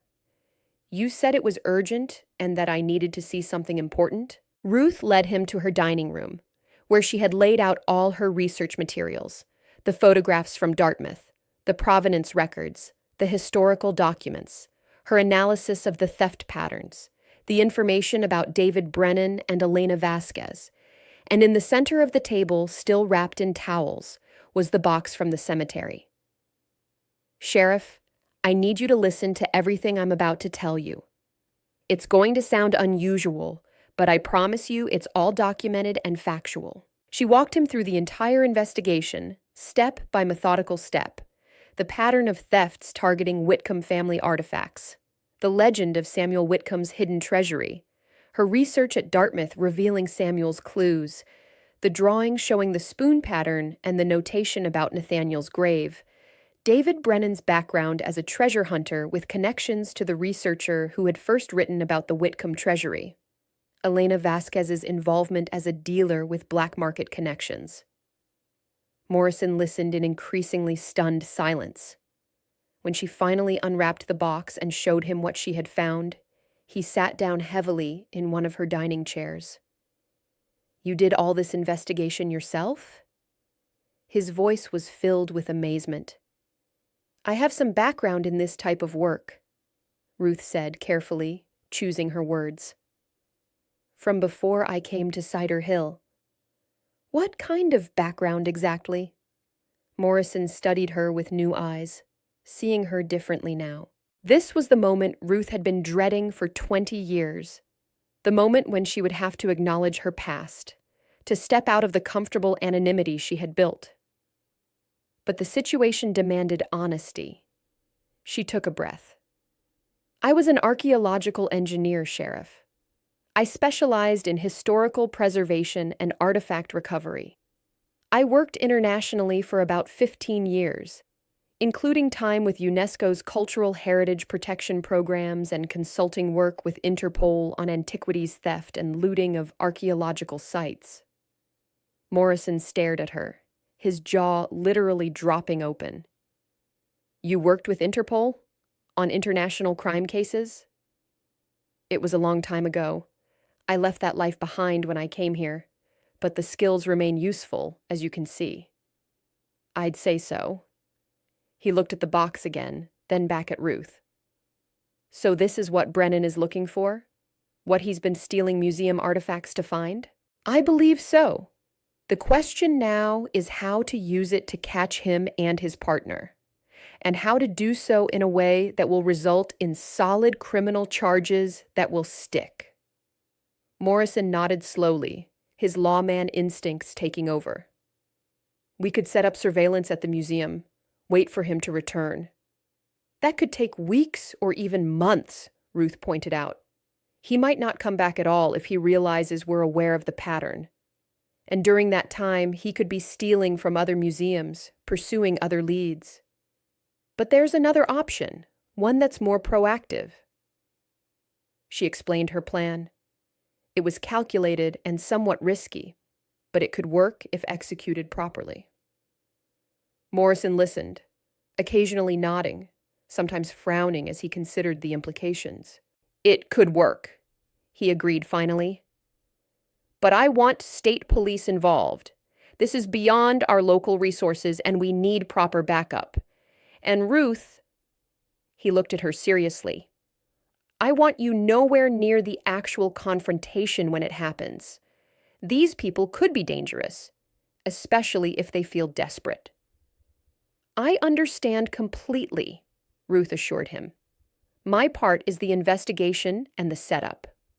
I leave the actual arrest to trained law enforcement. Morrison stood, preparing to leave with the box to place it in secure evidence storage. He paused at the door, studying Ruth with new understanding. Ms. Garner, Ruth, I have to ask, why did you leave international work to become a museum restorator in a small Vermont town? With your background and skills, you could have had a major career. Ruth was silent for a long moment, remembering. The Al-Rashid site, the ancient temple complex, 5,000 years old, containing irreplaceable artifacts and architecture, the escalating conflict around it, the warnings that were ignored, and then one terrible morning, seeing the smoke rising, hearing the explosions, watching centuries of human heritage being deliberately destroyed in a matter of hours. I saw something I couldn't forget, she said quietly. A historical site destroyed by conflict. Irreplaceable heritage lost forever because the people with power chose destruction over preservation. It broke something fundamental in me, Sheriff. I realized I couldn't keep throwing myself against that kind of willful destruction of history. I needed to step back, to find peace, to work on a scale where I could actually protect things. Cider Hill gave me that, she continued. A small town with a modest museum where I could preserve history quietly, piece by piece, artifact by artifact. Where the worst threats were time and neglect, rather than bombs and deliberate vandalism. Where I could heal. Morrison nodded with understanding. And now you're back in the thick of it, investigating criminals and tracking stolen artifacts. Only temporarily, Ruth assured him, and herself.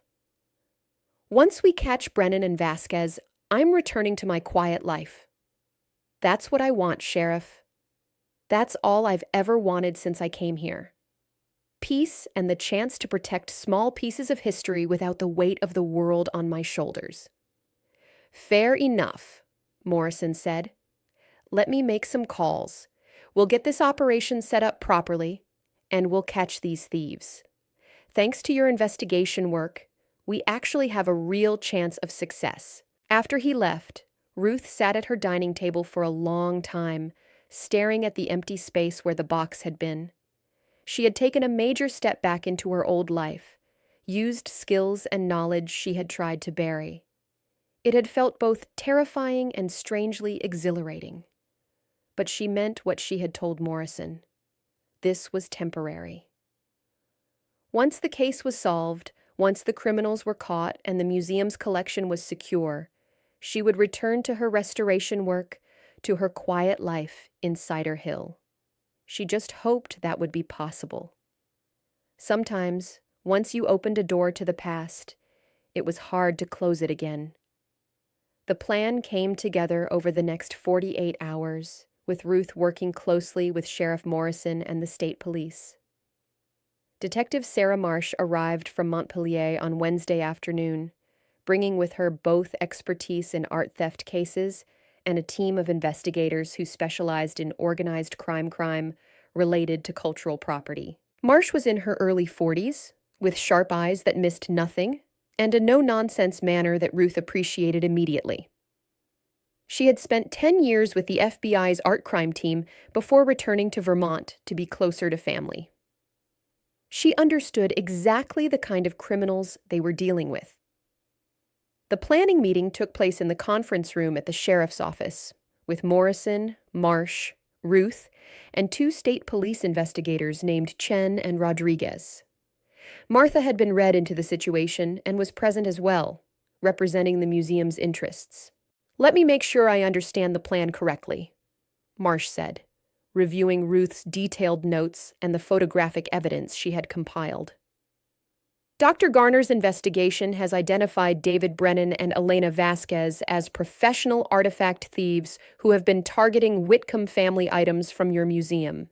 They're hunting for a hidden Revolutionary War-era treasury based on legends and research by their former professor. Dr. Garner has actually found the treasury they're looking for, and we're going to use it as bait." "That's correct," Ruth confirmed. "But we'll be using a replica, not the actual historical artifacts. The real treasury needs to be properly preserved and documented." "Absolutely," Marsh agreed. "We'll create a convincing replica of the copper box. We'll plant information suggesting it's been returned to the museum for safekeeping while authorities investigate the thefts. Brennan and Vasquez monitor local news and museum activities. It's standard procedure for treasure hunters and thieves. They need to know what's happening at potential target locations. When they see the opportunity, they'll make their move." Martha leaned forward, looking worried. "But what if they get violent? What if someone gets hurt? The museum staff are just ordinary people. We're not trained for this kind of thing." "That's why we'll have extensive security in place," Detective Chen assured her. He was a solidly built man in his 30s with a calm, confident manner. Plainclothes officers will be positioned throughout the museum during operating hours. We'll have surveillance equipment monitoring all entrances and exits. The moment Brennan or Vasquez enters the museum, we'll know. And we won't let the situation escalate to violence. "We're professionals at this, Ms. Chen," Marsh added gently. "We know how to handle these operations safely. The most important thing is that you and your staff act completely normal. Don't change your routines, don't look nervous, don't do anything that might alert our suspects that something is different." "I can do that," Martha said, though she still looked nervous. "How long do you think before they make contact?" "Hard to say exactly," Marsh replied. "These people are cautious and methodical. They'll need to verify the information, plan their approach, wait for the right opportunity. Could be days. Could be a week or more. Patience is key in operations like this," Ruth added, speaking from her own experience with similar stakeouts during her Interpol consulting days. "We can't rush them or force their hand. We need to create the opportunity and let them come to us on their own timeline." The replica box was created by a specialist from the State Police Forensics Lab over the next day. The craftsman, an older man named William Torres, who had decades of experience creating props and replicas for criminal investigations, examined Ruth's detailed photographs and created an exact duplicate. He artificially aged the copper, reproduced the corrosion patterns, even replicated the engraved compass rose with remarkable accuracy. "This is good work," Ruth told him as she examined the finished replica. "Someone would need to do detailed metallurgical analysis to tell it's not the original." "That's the idea," Torres said with satisfaction. "If they manage to get it open before we arrest them, they'll find period-appropriate coins inside. Reproductions, but good ones. Everything needs to be convincing enough that they believe they've succeeded." Ruth wrote a carefully worded press release for the Cider Hill Gazette, the weekly local newspaper. The wording was crucial. It needed to attract Brennan and Vasquez's attention without being so obvious that they suspected a trap. Cider Hill Historical Museum announced today the return of a historical artifact temporarily removed for analysis during the ongoing investigation of recent thefts. Museum Director Martha Chen stated the item, dating to the Revolutionary War period and connected to one of Cider Hill's founding families, will be secured in the museum's archive room pending resolution of the case.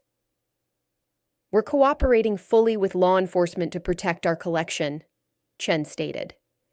"We believe these thefts are related to a specific research project, and we're taking appropriate security measures."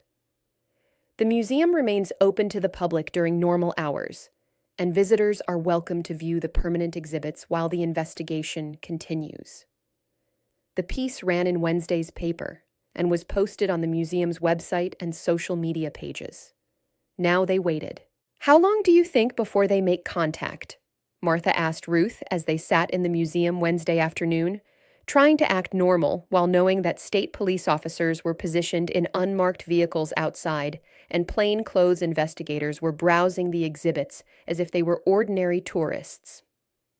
"Patience," Ruth reminded her friend, though she felt her own anticipation building. "They'll need to verify the information, do reconnaissance, plan their approach. Professional thieves don't act impulsively."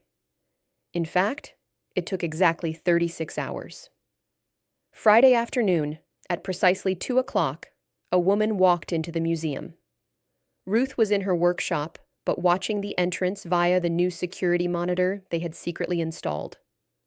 The woman was in her late 30s, professionally dressed in well-tailored dark slacks and a cream-colored blouse, with dark hair pulled back in a neat bun.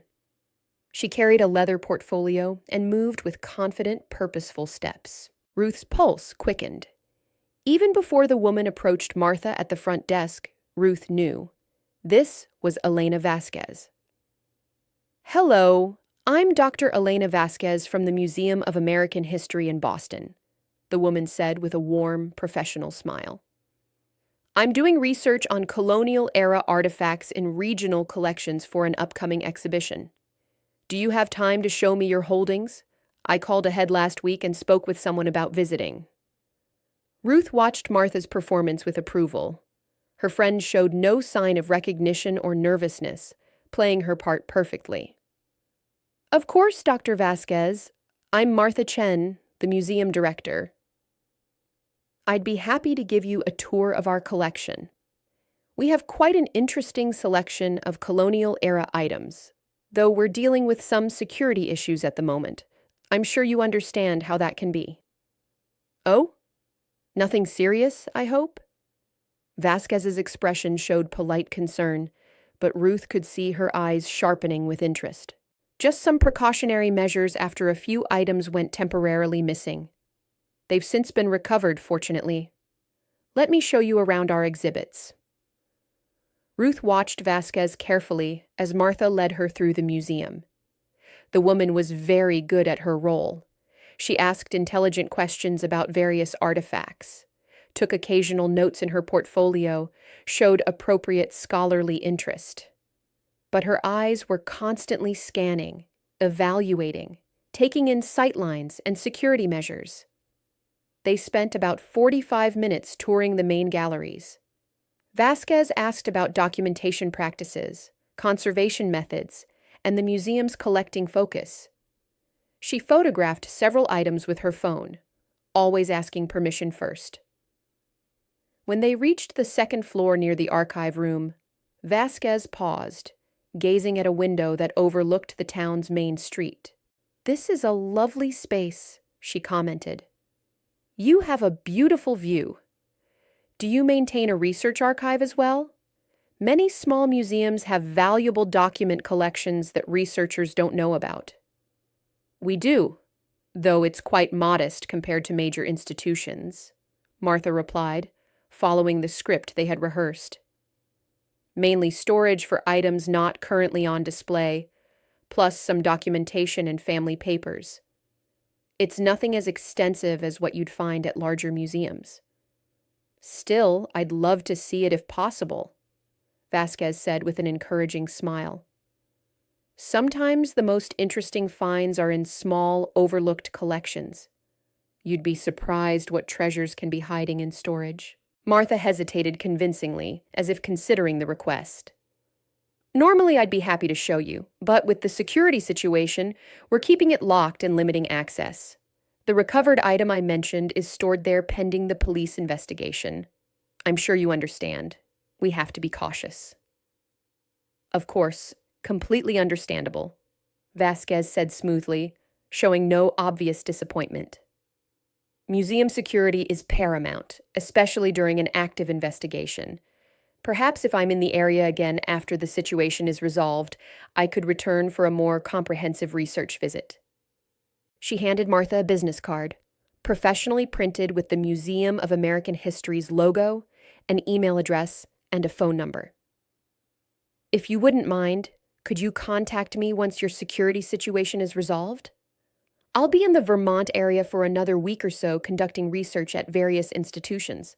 I'd appreciate the opportunity to examine your archive when circumstances allow." "I'll certainly keep you in mind," Martha promised, accepting the card. After Vasquez left, Ruth emerged from her workshop and joined Martha in the office, where Detective Marsh was already reviewing the surveillance footage. "That was definitely her," Martha said, looking shaken now that the performance was over. "She seemed so professional, so legitimate. If I didn't know better, I would have believed she was exactly what she claimed to be." "That's what makes her good at what she does," Marsh observed, watching the video replay. "She has the education, the vocabulary, the manner. She probably has legitimate credentials from a degree program somewhere. She just uses those skills for theft rather than scholarship." "She was casing the museum," Ruth said, studying the footage. "Notice how she looked at the archive room location, measured sight lines, checked where the nearest exits are. She was gathering information for a break-in." "Agreed," Marsh said. "The business card is fake, by the way. My team checked while you two were finishing the tour. The Museum of American History in Boston has never heard of Dr. Elena Vasquez. The email address was created 3 days ago. The phone number goes to a burner cell." "So what happens now?" Martha asked. "Now we wait," Marsh replied. "She's going to report back to Brennan. They'll plan their approach. Based on typical patterns for thieves like this, they'll likely attempt entry during the night when they think the museum is unoccupied. They won't want to risk a confrontation during business hours." "How soon?" Ruth asked. "Tonight is possible but unlikely. They'll want to do more reconnaissance first. Tomorrow night or Sunday night are more probable. We'll have teams in position starting this evening, watching the museum 24 hours a day until they make their move." Ruth wanted desperately to be there when the arrest happened, to see the conclusion of the investigation she had conducted. But Marsh had been clear. Civilians would not be present during the actual operation. It was too dangerous, and it could compromise the legal case if anything went wrong. So Ruth went home that evening, though she knew sleep would be impossible. She sat in her living room, Lights off, phone in her hand, waiting for news. The call came at 3:15 in the morning. Ruth was still awake, sitting in her favorite chair, watching the darkness outside her window. When her phone buzzed with Marcia's text, her heart leaped. "They're here. 2 subjects attempting entry through rear door. Stand by." Ruth stood and paced, unable to sit still. She imagined the scene: Brennan and Vasquez working on the lock, confident in their skills and their plan. They would be wearing dark clothing, carrying the tools they needed, probably a small blowtorch or other implement to open the copper box, bags to carry their prize. They would be focused, excited, believing they were about to claim a treasure that had been hidden for over 2 centuries. They wouldn't know that a dozen police officers were watching their every move, waiting for the perfect moment to close the trap. 20 minutes later, the longest 20 minutes of Ruth's recent life, another text arrived. "Subjects in custody. Both arrested attempting to open replica box.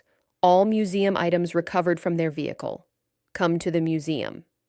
Ruth drove through the empty streets of Cider Hill, her hands steady on the wheel despite the adrenaline coursing through her veins. The town was completely dark at this hour, every house shuttered and sleeping.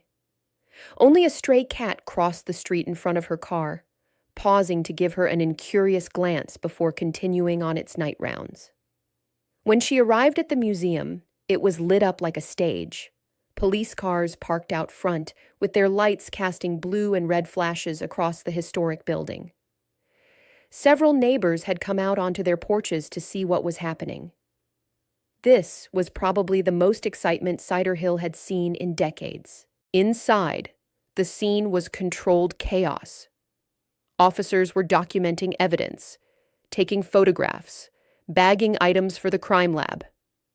And in the center of it all, sitting in handcuffs on folding chairs that had been brought from the museum's meeting room, were David Brennan and Elena Vasquez.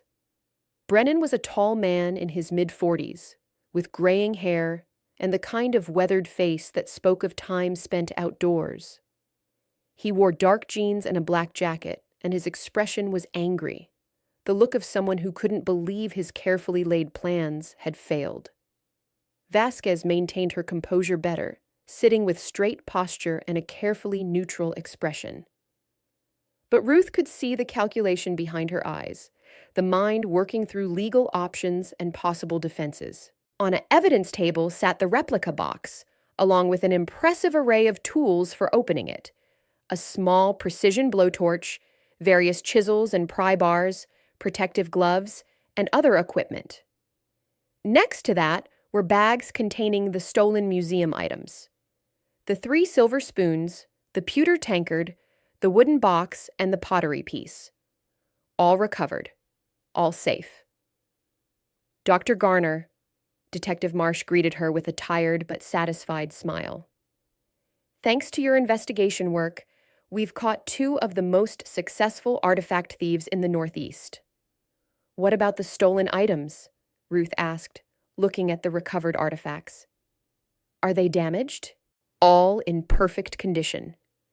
They'll be returned to the museum once they're no longer needed as evidence. And there's more.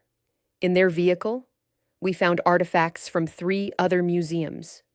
Everything will be returned to its rightful owners." Ruth approached Brennan and Vasquez, studying them with a mixture of professional interest and personal disappointment. "Did you ever consider what you were destroying?" she asked quietly. "These artifacts aren't just valuable objects to be bought and sold. They're pieces of history, links to the past, irreplaceable parts of our cultural heritage. Every item you stole was part of a story, part of a community's identity." Brennan sneered at her, his frustration evident. "Spare me the lecture, Professor.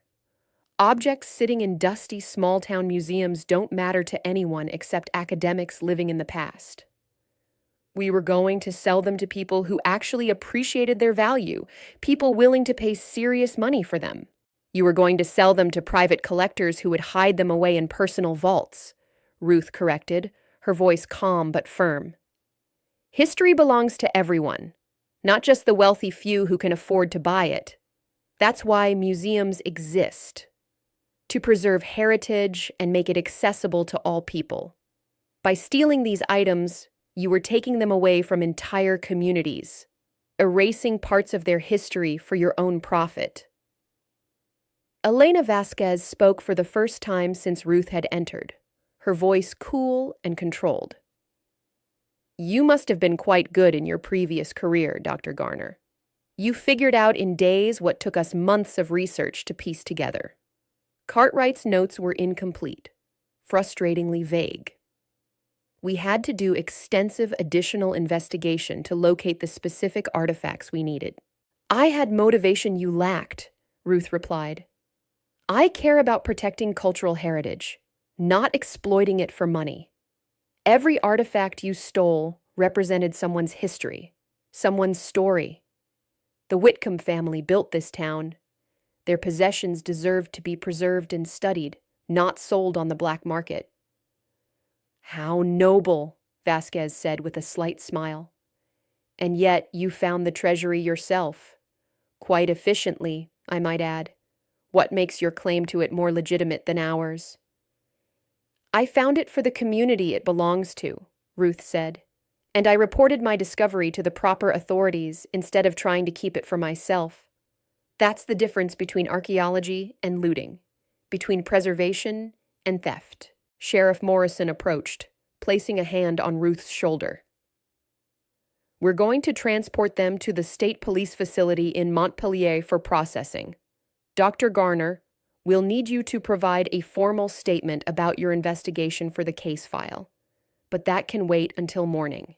You should go home and get some rest. You've earned it. As police led Brennan and Vasquez away, Ruth watched them go. They were just two more criminals who had failed to understand that cultural heritage wasn't property to be exploited.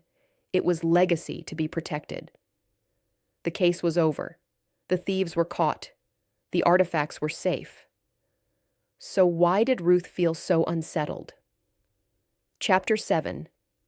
The Treasury Revealed. The following Monday, the real Whitcomb Treasury was officially opened at a ceremony in the Cider Hill Town Hall. Mayor Williams had insisted on making it a public event, inviting representatives from the Vermont Historical Society, the State Museum, members of the press, and anyone from the community who wanted to attend. The town hall's main meeting room was packed. Every chair was filled, and people lined the walls, standing on tiptoes to get a better view. Local television news crews had set up cameras. A reporter from the Boston Globe had driven up to cover the story. Even Vermont Public Radio was there, recording the event for a feature story. Ruth sat in the front row next to Martha, feeling profoundly uncomfortable with all the attention but understanding its necessity. This was a significant historical discovery, and it belonged to the community. The public had a right to witness this moment. Mayor Williams, a portly man in his 60s who had served Cider Hill faithfully for 15 years, gave a brief speech about the town's history and the significance of the Whitcomb family. Then he introduced the conservation team from the Vermont Museum, who would handle the actual opening of the box. Two conservators, both wearing white gloves and using specialized tools, carefully worked to remove the lead seal that had protected the box's contents for 225 years. The room was absolutely silent except for the soft scraping of their tools and the whir of camera shutters.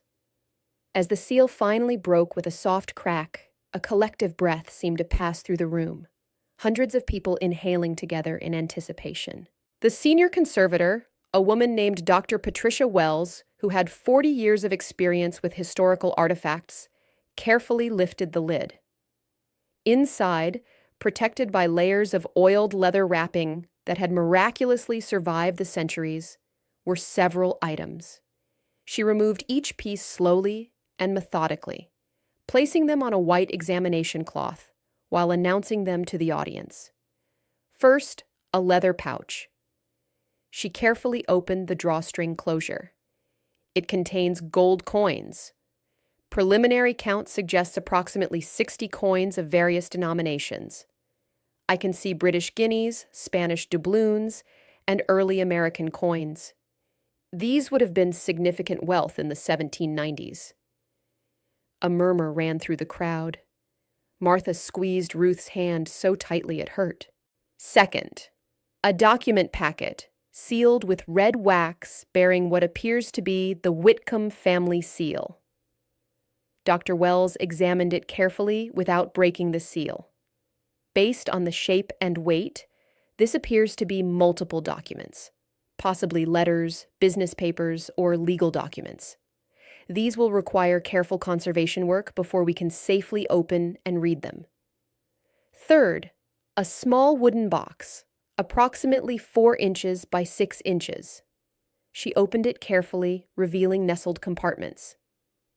It contains what appear to be gemstones. I can see several diamonds, emeralds, and rubies. These would need to be evaluated by a gemologist, but they appear to be high quality. Merchants of Samuel Whitcomb's era often invested in portable wealth like gemstones, which could be easily transported or sold if necessary. And finally, Dr. Wells lifted the last item, a sealed letter, separate from the document packet. It's addressed simply, "To my descendants when the hour of need arrives." The envelope was made of heavy paper that had yellowed and become brittle with age. The seal was intact, the wax unbroken. Mayor Williams stepped forward again. "With the community's permission, I'd like to ask Dr. Ruth Garner to read Samuel Whitcomb's letter aloud. Without her expertise, dedication, and courage, none of this would have been possible. Dr. Garner solved a 200-year-old mystery and protected our heritage from those who would have stolen it." Ruth felt every eye in the room turn to her. She stood slowly, her legs feeling unsteady, and approached the examination table.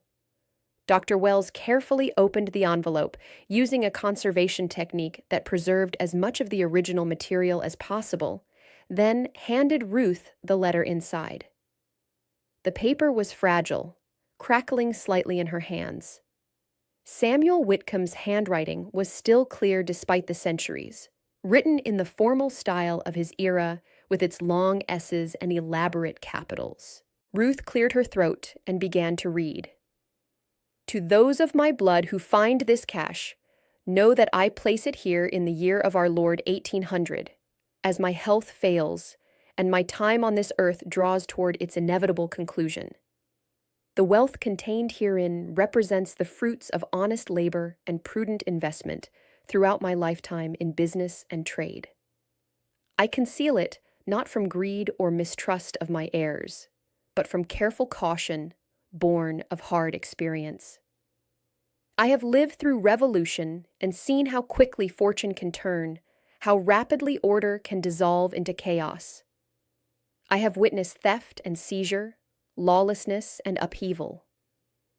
I have seen families destroyed when their wealth made them targets for the lawless and the desperate. Therefore, I hide these assets as insurance against unknown futures, as provision for descendants who may face trials I cannot foresee. To my descendants who find this treasury, use this wealth wisely and well. Let it serve not personal luxury or idle comfort, but the greater good of our community. Build schools that our children may be educated. Support those in genuine need, that none may suffer want unnecessarily. Preserve the history and heritage of this place we have built, that future generations may know from whence they came and understand the sacrifices that secured their prosperity. My simple spoons, my personal compass, my ledgers and effects, these common items I have made into a map and key, trusting that only those with wit and wisdom will solve the puzzle.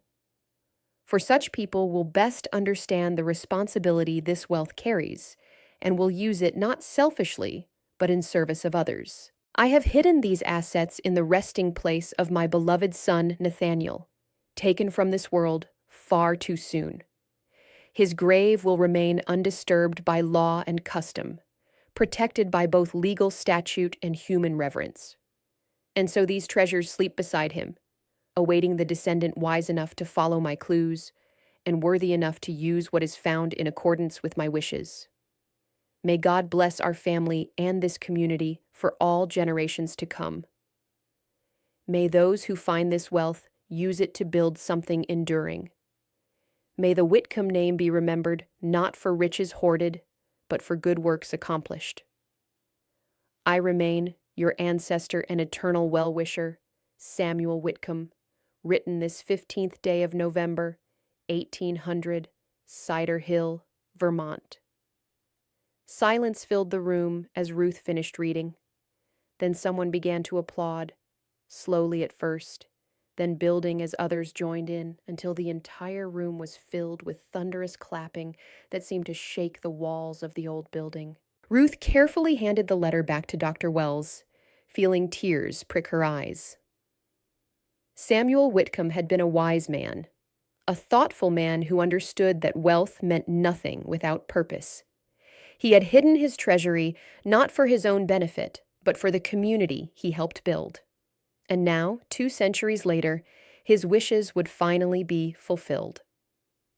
Mayor Williams let the applause continue for a moment, then raised his hands for quiet. Thank you, Dr. Garner, for that beautiful reading. Now, we must discuss what comes next. According to state law regarding discovered historical artifacts on public land, and the cemetery is technically public property maintained by the town, this treasury becomes the property of the municipality of Cider Hill and our historical museum. He gestured to a woman Ruth recognized as the town attorney, Sandra Morrison, who stood to address the crowd. The items will need to be properly assessed and valued, Morrison explained.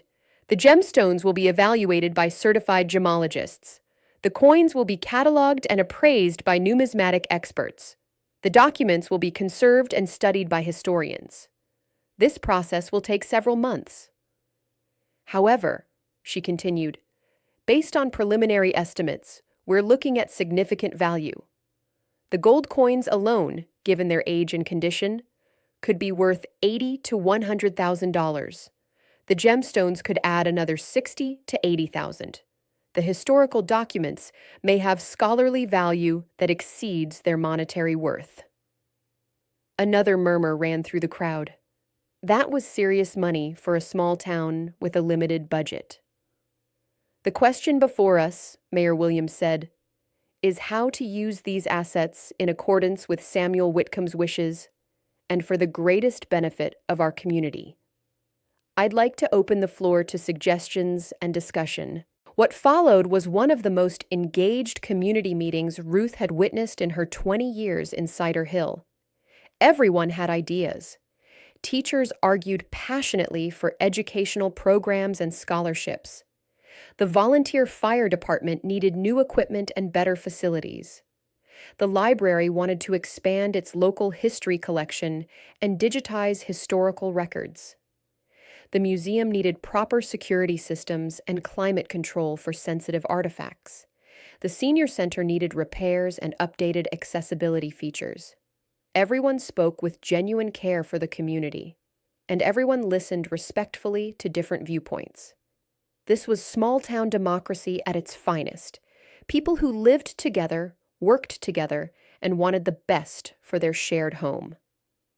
After nearly an hour of discussion, Ruth raised her hand. She hadn't planned to speak, but listening to the passion and thoughtfulness of her neighbors had moved her. Mayor Williams recognized her immediately. Dr. Garner, you have the floor. Ruth stood, feeling nervous despite years of public speaking in her previous career. This felt different. These were her neighbors, her friends, her community. I want to share what Samuel Whitcomb wrote in his letter. He said to use his wealth for education, to support those in need, and to preserve history and heritage. He specifically mentioned building schools, helping the needy, and protecting our collective past. She paused, organizing her thoughts. I suggest we honor all 3 aspects of his vision: Divide the funds into 3 equal portions. 1/3 goes to establishing an educational scholarship fund for Cider Hill students pursuing higher education, whether that's college, trade school, or other training. 1/3 goes to creating a community assistance fund to help families facing crisis, whether from medical emergencies, job loss, or other hardships. And 1/3 goes to properly preserving and expanding our historical museum, including security systems, conservation equipment, and educational programming. That way, Ruth concluded, we honor all of Samuel Whitcomb's intentions. We invest in our children's future. We protect our neighbors in their times of need, and we safeguard our heritage for generations to come. We do exactly what Samuel asked us to do, 200 years after he wrote those words. The auditorium fell silent for a moment. Then, in the back row, old Henry from the hardware store stood up and began to clap.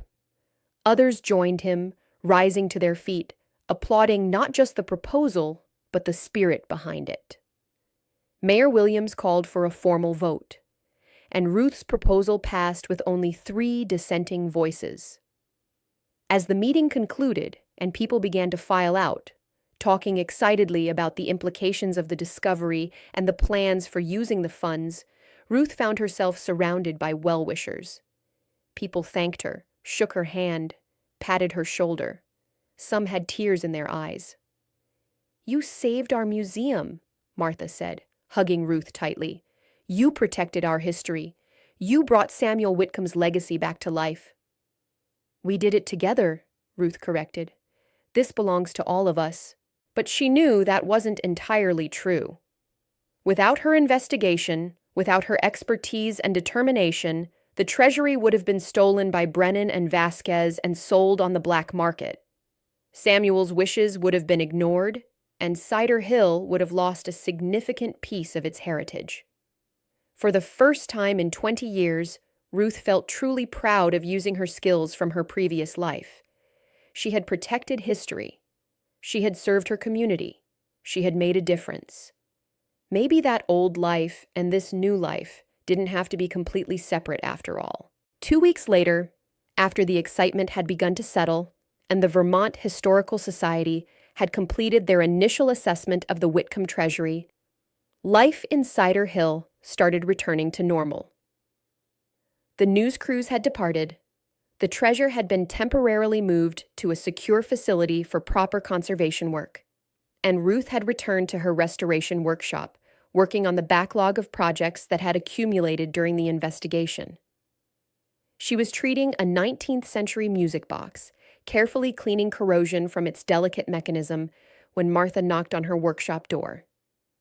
"Ruth, there's someone here to see you. A reporter from Vermont Public Radio, doing a story about small-town museum success stories and the importance of cultural heritage protection." Ruth looked up, about to decline as she usually did when media came calling, then reconsidered. Maybe it was time to stop hiding completely. Not to seek attention for its own sake, but to acknowledge that cultural heritage protection mattered, that small museums deserved support and resources, that communities had the right to their own history. "Give me 5 minutes to finish this delicate join, then send her in." The reporter was a young woman named Keisha Washington, probably in her late 20s, with natural hair styled in neat twists and an enthusiastic, intelligent manner. She had clearly done her research. She knew about Ruth's background, about the investigation, about the Whitcomb case, and about the museum's recent developments. "What I'm really interested in," Keisha said as she set up her recording equipment, "is your journey. You left a prominent international career to work in a small-town museum, then ended up using that expertise to solve a major case. What does that teach us about how scholarship and expertise can serve local communities?" Ruth thought carefully before answering, knowing her words would be broadcast and potentially reach a wide audience. This was an opportunity to make a point about something she cared deeply about. "I came to Cider Hill 20 years ago looking for peace and simplicity," she began. I had worked internationally on major archaeological projects, and I had seen too much. Too much destruction of cultural heritage, too much loss of irreplaceable history. It had become overwhelming, emotionally exhausting. I needed to step back, to work on a human scale where I could actually protect things. So you're saying small-scale work is more fulfilling? Keisha asked. Not just more fulfilling, equally important, Ruth clarified. Every community has history worth preserving.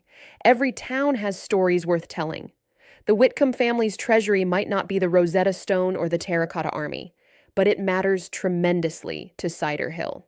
It's our history, our heritage, our connection to the past. She warmed to her theme, speaking more passionately than she had intended. The skills I developed working on major archaeological sites apply just as well to protecting a small museum's collection. The techniques for authentication and provenance research don't change based on the size or location of the institution.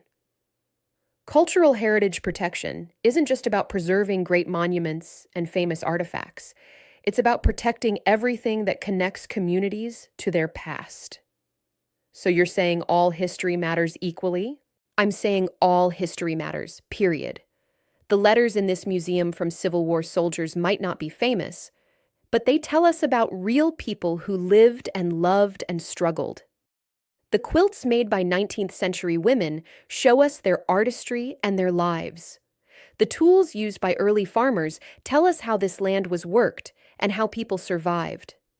Every artifact is a piece of someone's story, and every story deserves to be remembered.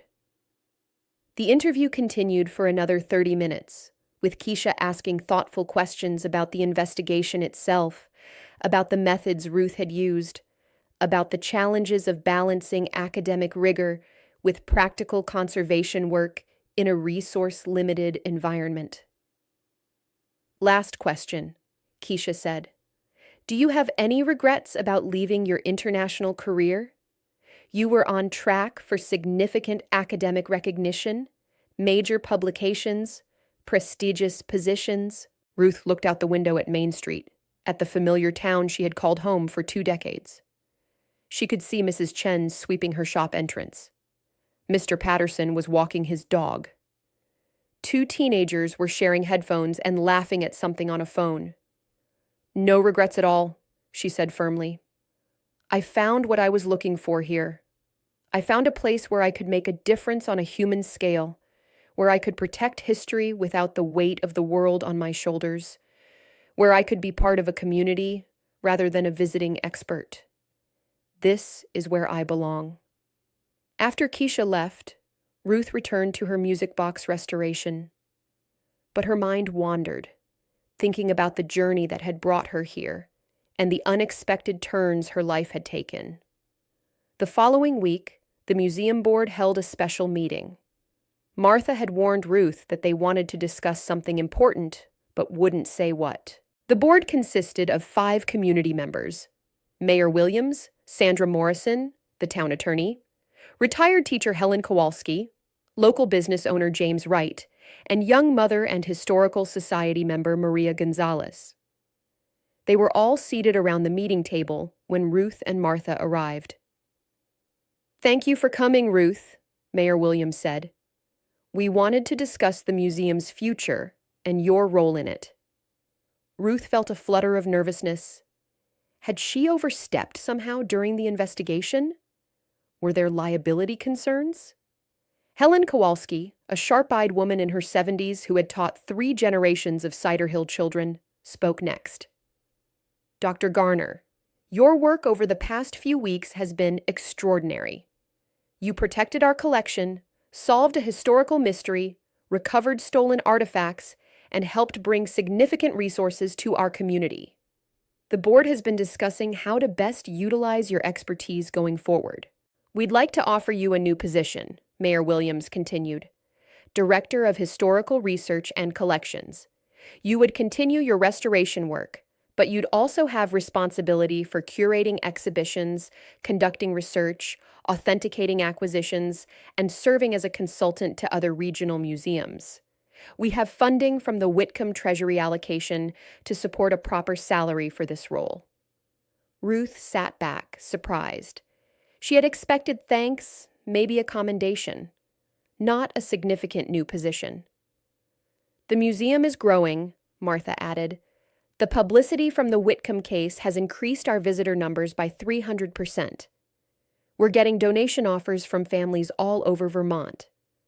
We need someone with your expertise to evaluate these items, to ensure we're collecting appropriately, to build our reputation as a serious institution.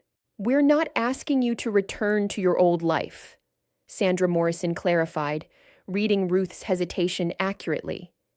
We're asking you to use those skills to serve this community, to work at the scale you find comfortable, but to share your knowledge more broadly. Ruth thought about it. She loved restoration work. The quiet, focused attention to delicate repairs would always be satisfying. But she had to admit that the investigation had awakened something in her. The intellectual challenge, the puzzle solving, the sense of protecting heritage from those who would destroy it. "Can I think about it?" she asked. "Of course," Mayor Williams said. "Take your time. We're not going anywhere, and neither, we hope, are you." That evening, Ruth sat on her porch with a cup of tea, watching the sun set over Cider Hill. The town spread below her, lights beginning to twinkle as dusk deepened. It was beautiful in its simplicity, peaceful in its familiar rhythms. Her phone buzzed with a text from James Wheeler. "Heard your VPR interview. Brilliant. You should consider publishing that case study. Methodology was impeccable. Regional archaeology journals would eat it up." Ruth smiled. A month ago, she would have dismissed the suggestion immediately. Now, she actually considered it. Not a major academic publication aimed at advancing her career. That life was over. But maybe a practical article for small museums, sharing what she had learned about protecting collections with limited resources, about recognizing and stopping professional thieves, about using archaeological techniques in a museum context. That could actually help other institutions facing similar challenges. That could serve the broader community of cultural heritage protection. Her phone buzzed again, this time an email from Dartmouth's archivist, Susan Park. "Dr. Garner, thank you for your visit and for the VPR interview. Because of the attention your case has received, we've had 3 new research requests for the Whitcomb papers. You've inspired renewed interest in local colonial history. Would you be interested in collaborating on an article about the papers for the New England Historical Review?" Ruth read the email twice, feeling something shift inside her. She had spent 20 years trying to completely separate her past from her present, trying to be only Ruth the restorator and not Dr. Garner the scholar. But maybe that had been a mistake. Maybe she could be both, could integrate rather than separate, could use her expertise without being consumed by it. Maybe expertise didn't have to operate at a global scale to matter.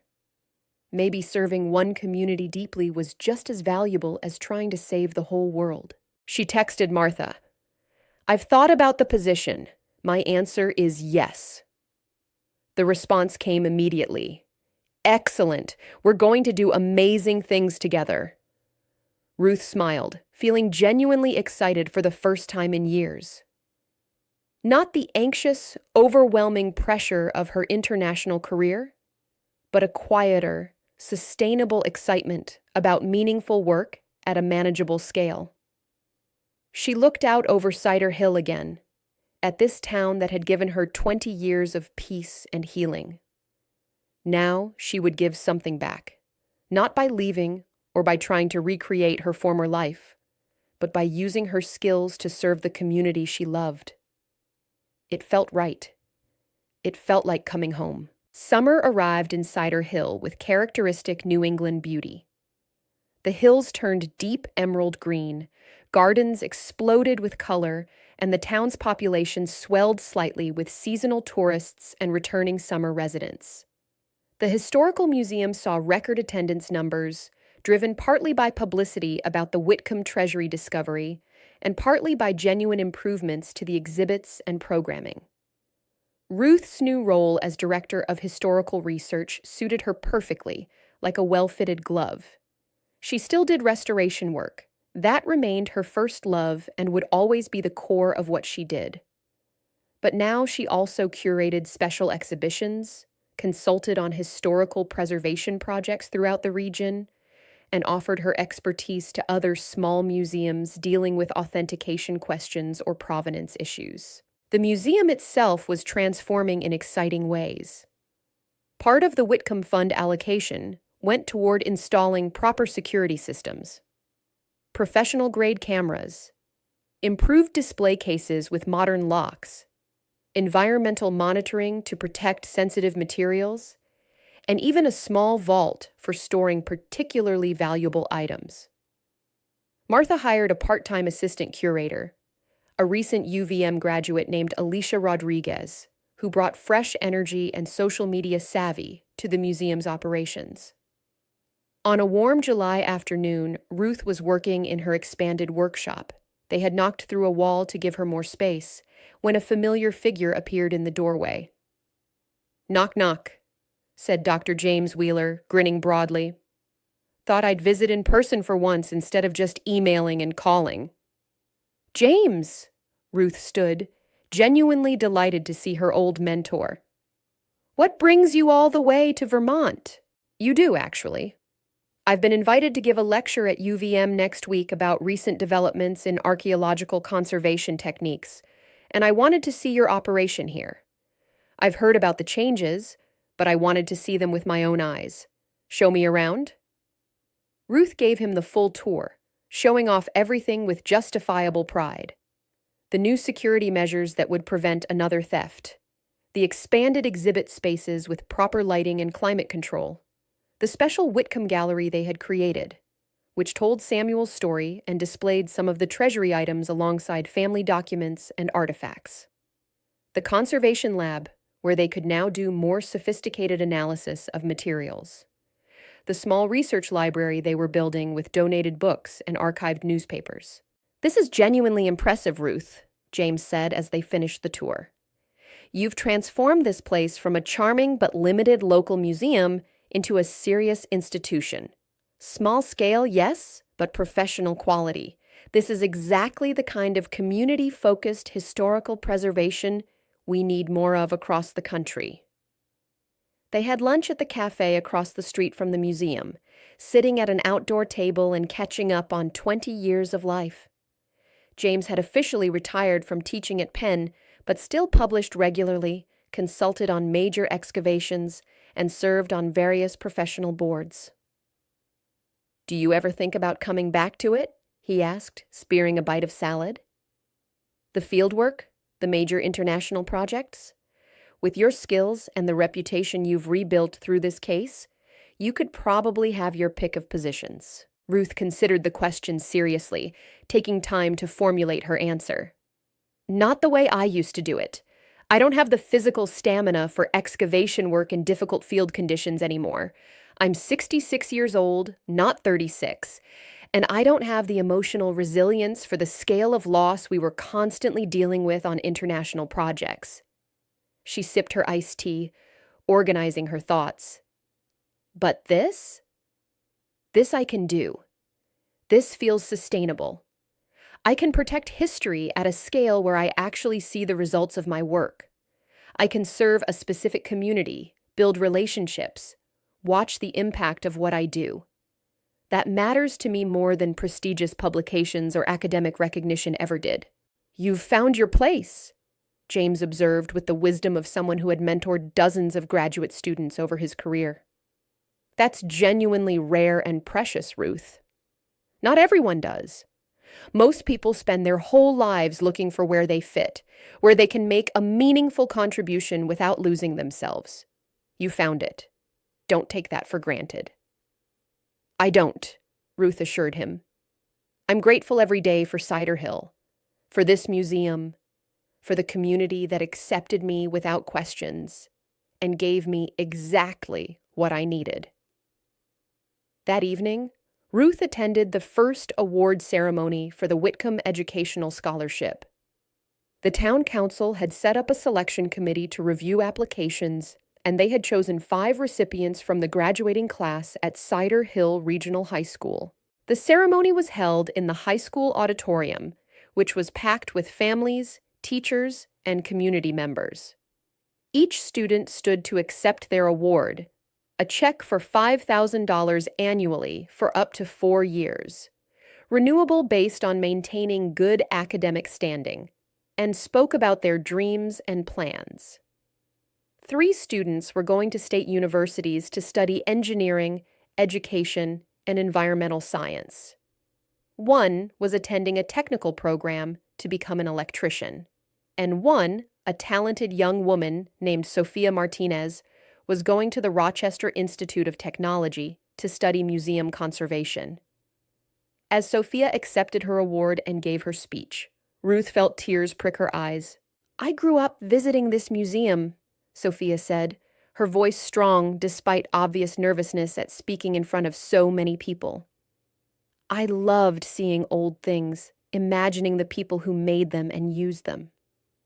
When Dr. Garner came to our school last year to talk about conservation work, I knew that's what I wanted to do. I want to help preserve history so future generations can connect with the past." She looked directly at Ruth. "Dr. Garner, thank you for showing me that this career exists and for solving the mystery that made this scholarship possible. If you hadn't found the treasury, I couldn't afford to pursue my dream. You literally changed my life." After the ceremony, Sophia approached Ruth with her mother, a petite woman who worked at the elementary school cafeteria. "Dr. Garner?" Mrs. Martinez said, tears in her eyes. "Thank you so much. Sophia has always been so bright, so curious about history, but we could never afford to send her to a specialized program. This scholarship makes it possible. You've given her a future." Ruth felt overwhelmed by the emotion of the moment. Sophia did this herself by working hard and having clear goals. The scholarship just removes one barrier. But I hope she'll come back here someday. We could use someone with her passion and dedication. "I will," Sophia promised earnestly. "I want to work in small museums like this one, helping communities preserve their history. That's where I think I can make the biggest difference." Ruth saw herself in this young woman, the passion for preservation, the desire to protect heritage, the commitment to serving communities rather than chasing prestige. She made a mental note to mentor Sophia, to stay in touch during her education, to help guide her career development. As summer progressed, Ruth found herself busier than she had been in decades, but it was a productive, fulfilling kind of busy. She wrote her article about the Whitcomb investigation for the Journal of Regional Heritage Studies, focusing on practical techniques that small museums could use to protect their collections and identify provenance issues. She consulted with 2 other Vermont museums about authentication questions, helping them identify reproductions and establish proper documentation for questionable pieces. She developed a workshop series for local schools about historical preservation, archaeology, and the importance of cultural heritage, and she continued her restoration work, the quiet, detailed labor that had first drawn her to museum work. There was something profoundly meditative about repairing broken things, making whole what had been damaged, bringing beauty back to objects that had been neglected or harmed. It was healing work in more ways than one, both for the objects themselves and for the person doing the restoration. One afternoon in late August, as Ruth was working on a particularly delicate repair of a 19th century sampler, cross-stitched by a young girl in 1847 and damaged by improper storage, Martha knocked on her workshop door. "Ruth, there's someone here who'd like to meet you. A doctoral student from Boston University researching women's contributions to archaeological preservation in the 20th century. She heard about your work and wanted to interview you for her dissertation." Ruth looked up, about to politely decline as she usually did when academic researchers came calling, but then she reconsidered. Her story might actually be valuable for this research, not because she was important or special, but because she represented a path that other women might have taken. The choice to step back from high-pressure academic careers, the need to find sustainable ways to practice their expertise, the value of community-focused scholarship. Tell her I need 15 minutes to reach a stopping point with this repair, then I'd be happy to talk with her. The doctoral student was an earnest young woman named Rachel Friedman, probably in her late 20s, with intense brown eyes behind dark-framed glasses and a notebook already filled with careful notes. "Dr. Garner, thank you so much for agreeing to talk with me," she said, as Ruth led her to the small office adjacent to the workshop. "Your career trajectory is fascinating, from international archaeological work to community museum preservation, and then the Whitcomb case, which showed how those skills transfer across scales. I'm particularly interested in why women with your level of expertise chose paths outside traditional academic careers." They talked for over an hour, with Ruth sharing her story more openly than she had in years. She talked about the excitement and pressure of international archaeological work, the constant travel, the political complexities, the funding challenges, the weight of trying to protect heritage sites in conflict zones, the burnout that came from repeatedly witnessing irreparable losses of cultural heritage. "The Al Rashid site broke me," Ruth admitted, saying aloud what she had rarely articulated even to herself. Watching 5,000 years of human history destroyed in a single morning, knowing I couldn't stop it, knowing that irreplaceable artifacts and architecture were being deliberately demolished, it shattered something fundamental in my understanding of what I could accomplish. I realized I couldn't keep throwing myself against that kind of willful destruction without destroying myself in the process. "So you chose a different scale of work," Rachel said, taking notes rapidly. "I chose sustainability," Ruth corrected. "I chose work I could do without burning out, contributions I could make without losing myself." Small-town museum work seemed like a retreat at first, almost like giving up. But I've come to understand it differently. This work matters just as much as what I did before. It just matters to a smaller group of people, and it matters in a more personal way. "Do you think more women make this choice than men?" Rachel asked. Ruth considered carefully. "I think women are often more attuned to the costs of high-pressure careers, more willing to acknowledge when something isn't sustainable, more able to redefine success in terms beyond prestige and recognition.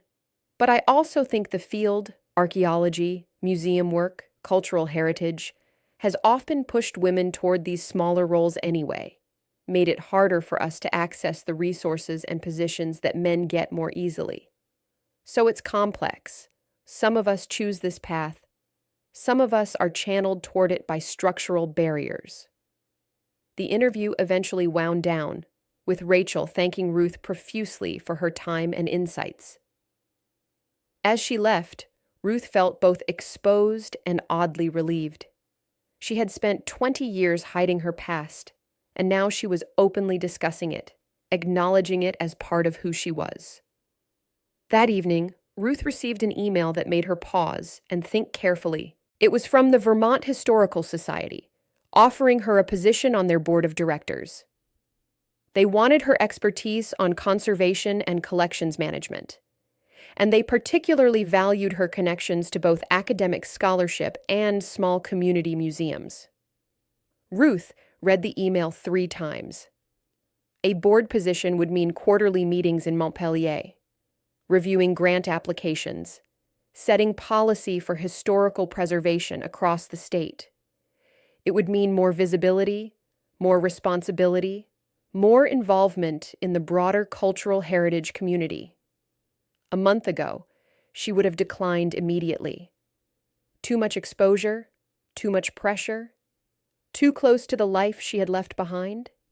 But now she actually wanted to say yes, She wanted to use her expertise to help other small museums, to advocate for better funding and resources, to ensure that community history received the support it deserved. She typed a careful response, accepting the position but setting clear boundaries about her time commitments and her priority to her work at the Cider Hill Museum. She wasn't going to let this consume her or pull her back into unsustainable patterns, but she could contribute, could serve, could use her skills to benefit the broader community. Balance. That was the key.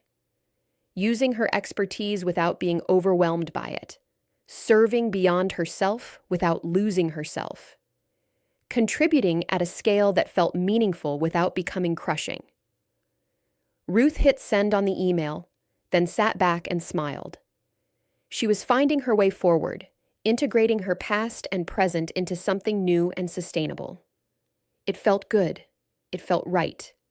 It felt like she was finally becoming the person she was meant to be. A year after the Whitcomb Treasury discovery, the museum held a major anniversary celebration. The event had been planned for months, with Martha and Alicia handling most of the logistics, while Ruth focused on creating a comprehensive exhibition about Samuel Whitcomb, his family, and the treasure that had waited 2 centuries to be found. The celebration attracted visitors from across Vermont and neighboring states, over 300 people, more than the museum had ever hosted at once. They had to set up additional parking in the elementary school lot across the street and arrange for shuttle service. Local restaurants provided catering. The high school jazz band played historical period music in the museum gardens. The new Whitcomb Gallery had been officially unveiled the week before, but today was the public grand opening. Ruth had spent months curating the exhibition, working with conservators to properly display the treasury items alongside comprehensive documentation of Samuel's life, his business ventures, and the historical context of the Revolutionary War period. The gallery told a complete story. Samuel's arrival in Cider Hill in 1770, his establishment of a shipping business, his service to the Continental Army during the war, his family life and tragic losses, and finally, his decision to hide a treasury for future generations.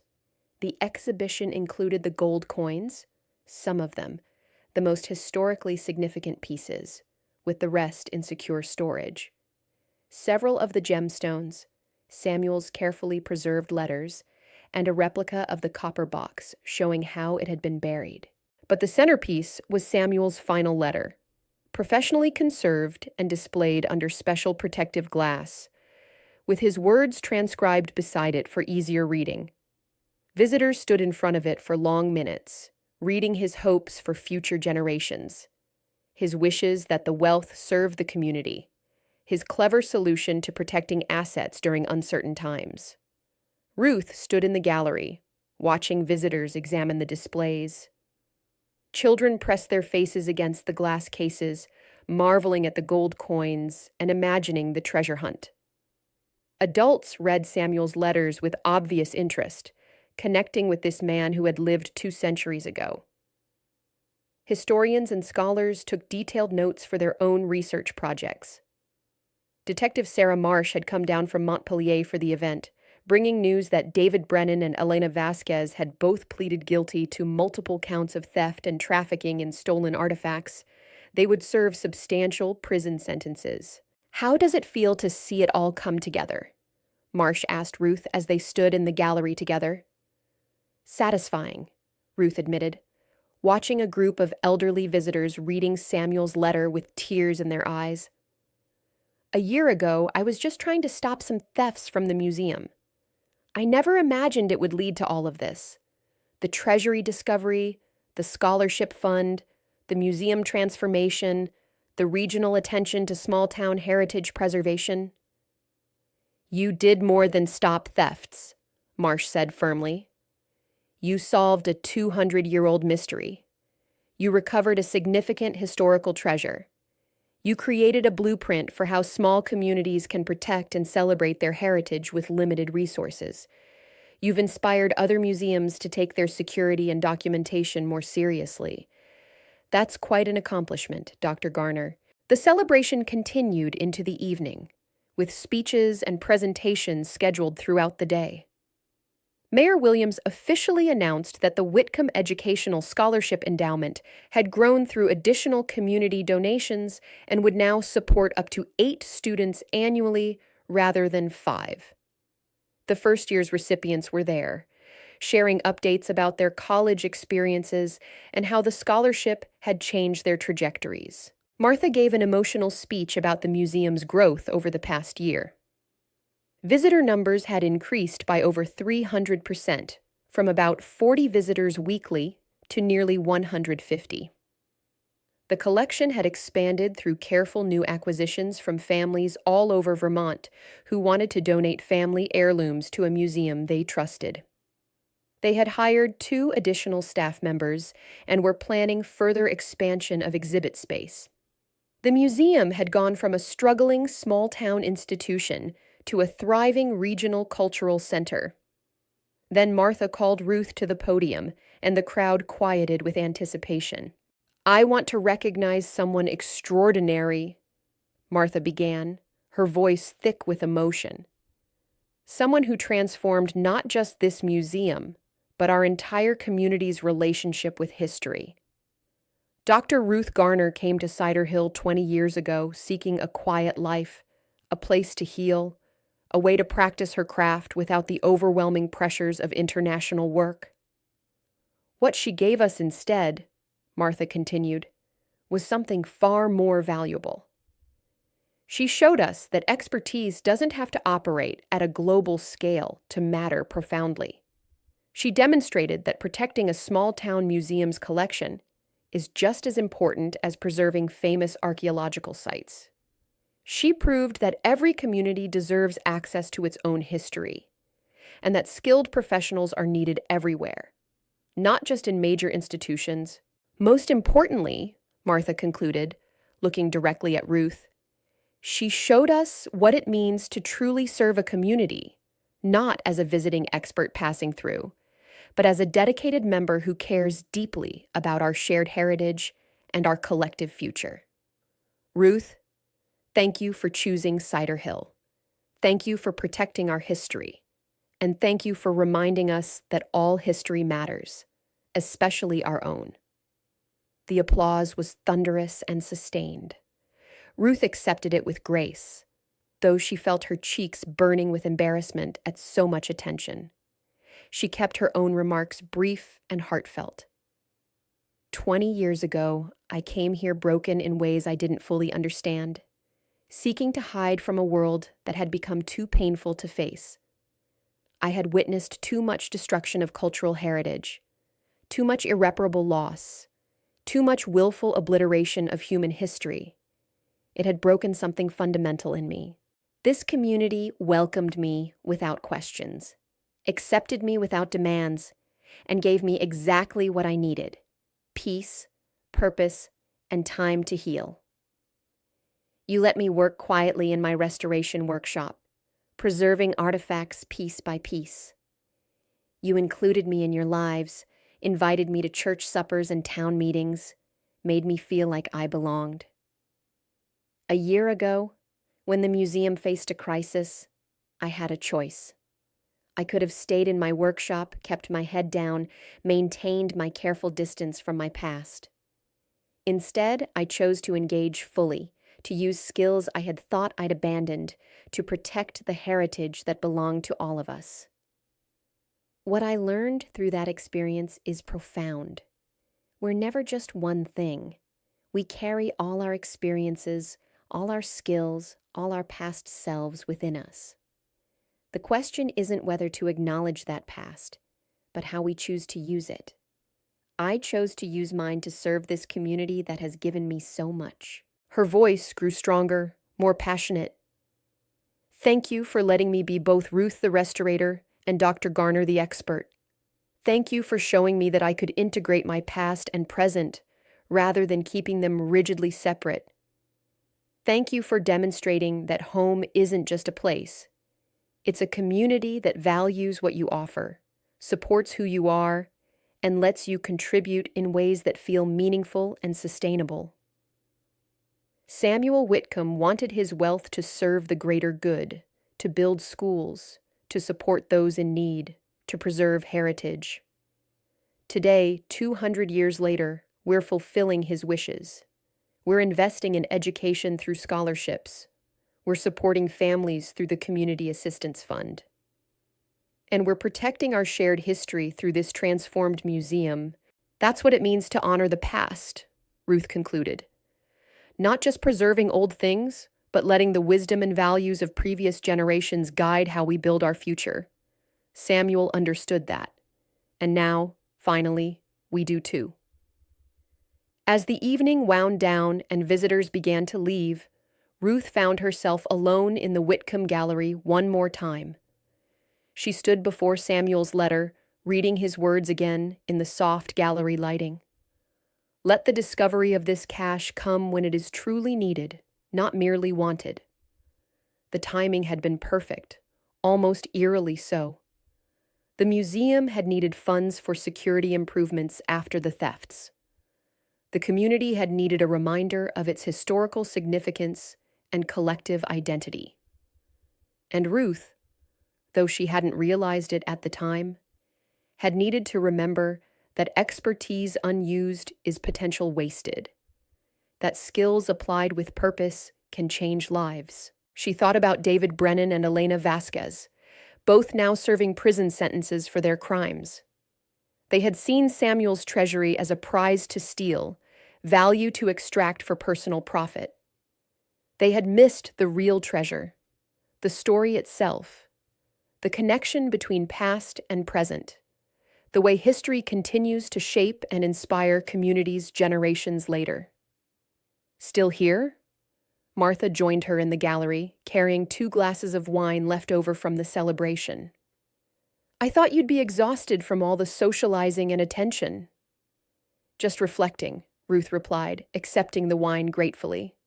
This has been quite a year, quite a journey, actually. What are you thinking about? Ruth sipped her wine, organizing her thoughts. About how things work out in unexpected ways. I came here to escape my past, to leave behind everything I had been. I thought I was giving up my career, abandoning my expertise, hiding from who I was. But really, she continued, I was just changing the scale and focus of my work. I didn't stop being an archaeologist or a cultural heritage professional. I just found a different way to practice that calling. A more sustainable way, a more personally fulfilling way. Martha smiled, understanding. You know, when you first arrived in Cider Hill 20 years ago, you seemed so reserved, so carefully controlled. I wondered what you were running from. What had hurt you so badly that you needed to hide away? A lot of pain, Ruth admitted quietly. A lot of loss and helplessness. I had seen too much history destroyed, too many irreplaceable things lost forever to conflict and greed. It broke something in me that took years to heal. And now, Martha asked gently, now I understand that I can't prevent all loss, but I can protect what's within my reach. I can serve one community deeply rather than trying to save the whole world and failing at it. There's power in that focused commitment, dignity in that human-scale work. I don't have to choose between being the international expert or the small-town restorator. I can be both, integrated into something sustainable.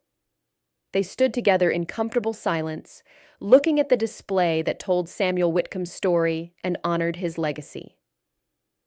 Tomorrow, Ruth would return to her workshop and continue restoration work on a collection of Victorian-era letters donated by a family in Manchester. Next week, she would give a presentation to the Regional Historical Society about authentication techniques for colonial-era documents. The month after that, she would travel to Burlington to consult with the University of Vermont Museum about a complex provenance question involving Native American artifacts. It was a good life, a meaningful life, a life that honored both who she had been and who she had become. Ruth Garner had come to Cider Hill seeking to disappear, to leave behind her expertise and her accomplishments, to become just another quiet resident of a small town. Instead, she had learned something far more valuable, that true expertise doesn't need to shout, that meaningful work doesn't require global recognition, and that serving a single community with dedication and skill can matter just as much as any prestigious international project. She had found her place. And in doing so, she had become the guardian of Cider Hill, not through force or fame, but through patient, careful, loving protection of the history that made this community who they were. It was enough. It was everything. 5 years later, Ruth Garner, now 71 years old and showing the silver hair and gentle laugh lines that came with age and contentment, stood in her workshop on a crisp October morning. The museum had expanded twice in the past 5 years, and her workspace had grown accordingly. She now had 3 assistants working with her, including Sophia Martinez, who had graduated from Rochester with honors and returned to Cider Hill exactly as she had promised. "Dr. Garner, the shipment from the Vermont estate has arrived," Sophia called from the doorway, her voice carrying the excitement that came with new acquisitions. "The preliminary inventory looks amazing. You'll want to see this."